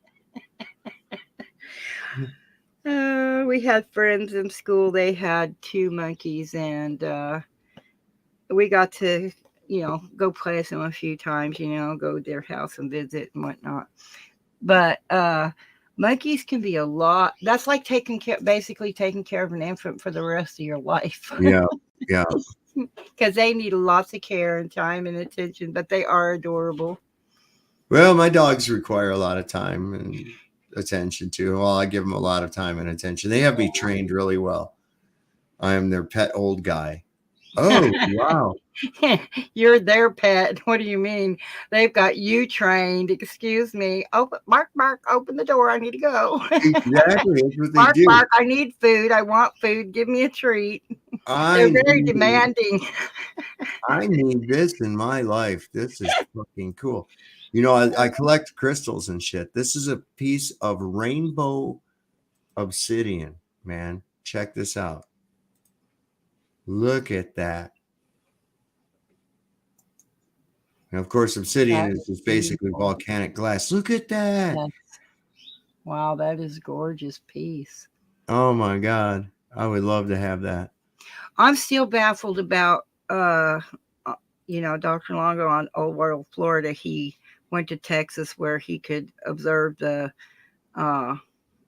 eclipse. And when he showed the eclipse in the camera, and there's no eclipse because he used the obsidian. When he did that, when he put the obsidian between the camera and the sun, there was no eclipse. But when he put the glasses up there, there was the eclipse. You could see it. Ain't that just crazy? What the heck made the difference? Why couldn't you see it with the obsidian? Polarization, I would say. Something, man. But that was incredible. I was like, that still got me baffled. But that was very interesting. Well, I remember when I was a kid, we went to Florida, and it was around the time they first came out with polarized sunglasses. And my dad got a pair. And, they weren't cheap. Right. And we went to this lake. We were standing at this lake. And he put those sunglasses on and looked out there and went, "Oh my God," because he saw all the alligators. Oh, wow. It took all the glare off of the water. And you could actually see the alligators in the water. And he let me try them on. I was like, it blew my mind, man. I was like, holy shit, I ain't never going swimming anywhere here. I'm not going to Florida ever again. I don't want to go there. Yeah, I'm not a fan of alligators. They got big bugs. They got big snakes. Not a big fan of a tropical environment. Yeah. Although, Brandy, I'm sorry, honey. You're going to have to wait. No. Sorry. Unless you want to hold this down. Well, I'll tell you what. I'll show something here. And that'll give me time to take the doggies out. All right. Go ahead, put up something. I'm gonna find a cool video for y'all. Let me see. I had some queued up, but no. Shut up, Brandy. God. See, I told you they're demanding. I'll tell you what. She's you got you trained. She wants you up now. She's flat up, freaking, just mouthy as hell. Bossy. Let me see if I can find it. Damn it. I had a good one. Keeper keeps walking on my feet. I keep telling him, hey, just because I walk on the bottom doesn't mean you get to walk on the tops. I mean, he's tripped me so many times. I've almost landed on him. All right, hang on. I'll just do something off of here. And if I can find anything, Jesus. Angela Baby Carson put up some link to a YouTube video. Hang on. I don't know what it is. It's her rats. Oh, her rats. I think it's her rats. My wife watches the show. She'll flip out. She freaks out about rats. She does, man. My wife does not like red fucking things at all. And that's why I tease her, because we had mice that got in the house, right? And we had to get rid of them all. And I told her, the ones that we trapped and caught, there were so many. I was amazed. We've never had that before. And somehow, I don't know how they've been getting in, but the Orkin guy, he took care of where they're getting in, I guess that. And so I'm all the time telling her, I say, the odds that those mice were actually, crawling across you while you were sleeping and shit. Oh my gosh. Shut up. She says, I says, yeah, they're probably dragging their nasty little rat balls right across your forehead. Oh my God. Oh my God. Yeah. Oh, here's a good one. This will work. This will give me a little bit of time. All right. So this is from Bill and Ted on Twitter. They have the Phone Booth podcast. You can find them on YouTube. Okay. And this should give me time to let them out and watch for them for a second. So let me see here. Let me put this up. Fucking can you give me a map of the globe that you created yourself without using outside information from anyone else? No, not at all. Okay, then how do you expect us to do that? Okay. So can I answer? you're You go did. ahead. Twice. Permission to answer. Go ahead. Okay. So how did we, the Globetards, create the globe map of the world. You didn't do anything. You're asking us specifically to do No. something, and you can't specifically do the same thing yourself. I'm not You're asking not you. being. Yes, you are. You're asking me to give you a map that's to scale. How am I supposed to give you a map that I know is to scale? How am I supposed to do that when you can't give me a map that you created yourself of the globe that's to scale? Why don't you hold yourself to the same standard you're trying to hold us to?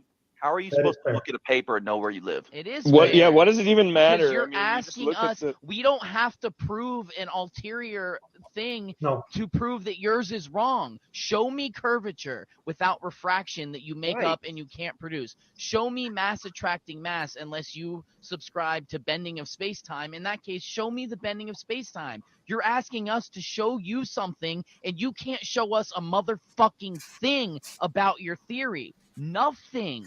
Show me one thing that you can prove in a lab setting that proves one thing that you claim.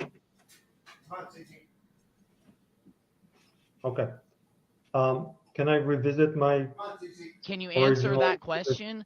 None of Which this one? matters if you can't prove something or show us something that you can prove in a lab setting. I don't want to hear a story. I don't want to hear what you believe. I want you to show us something that you can prove in a lab setting that proves anything that you believe. Anything that you can verify yourself, not from NASA, not from your government, not from a story that you were told from someone who was from 1700 years ago. None of that. Something you can prove to us that shows we're on a spinning ball with a pressurized system adjacent to a vacuum, hurtling through space at millions of miles an hour. Show me one thing that proves that, and then we will go from there.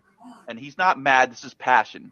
All right. I'm not mad. I was you, but I'm trying to break your mind open, man. You can't prove anything you're saying. I did it. Permission to speak. Oh no, you're good. Yeah, he just. Thank you. Dude, you can talk over Yes. me. I don't care. No, I don't isn't like a that. I formal don't like debate.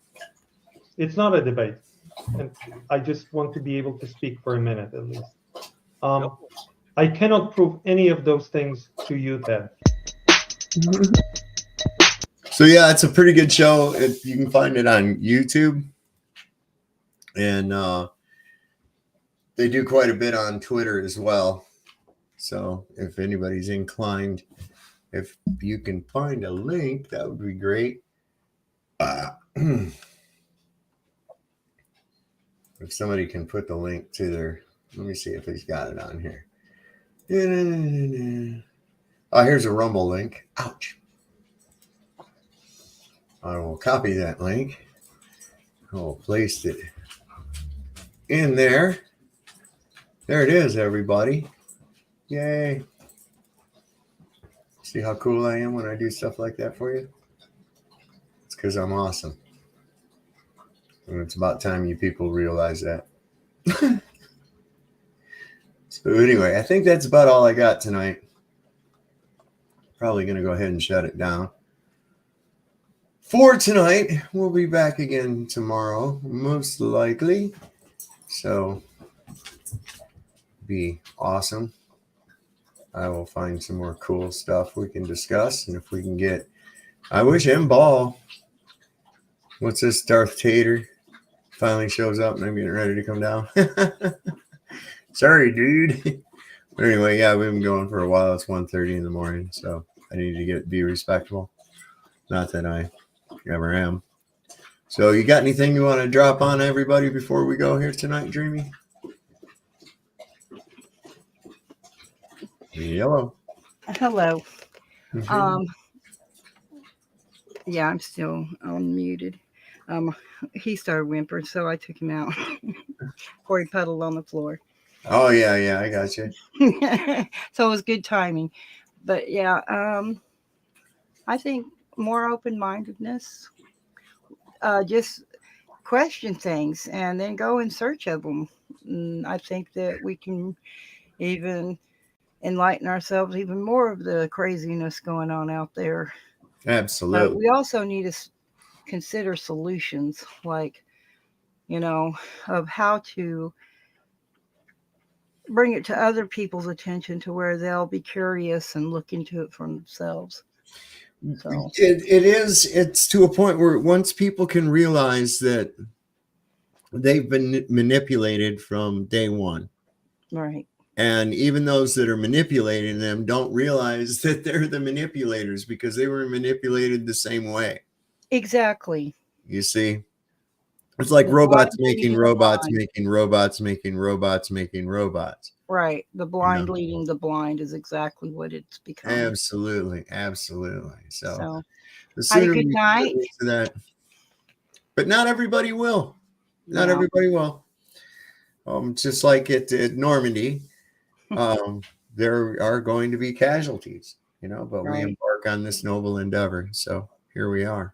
I want to thank everybody for showing up tonight. Looked like we had a pretty good crowd, had some good panel guests, and we'll be back again tomorrow.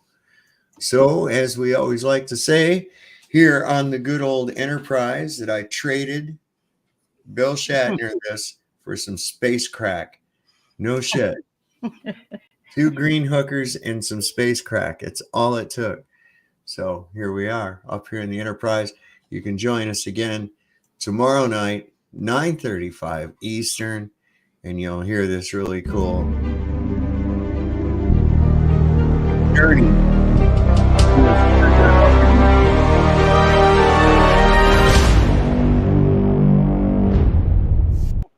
See. Much love, everyone. Much love. All right. Good night, everybody. Talk to you later, Dreamy. Thanks for coming, everybody. See you tomorrow night. Oh, my.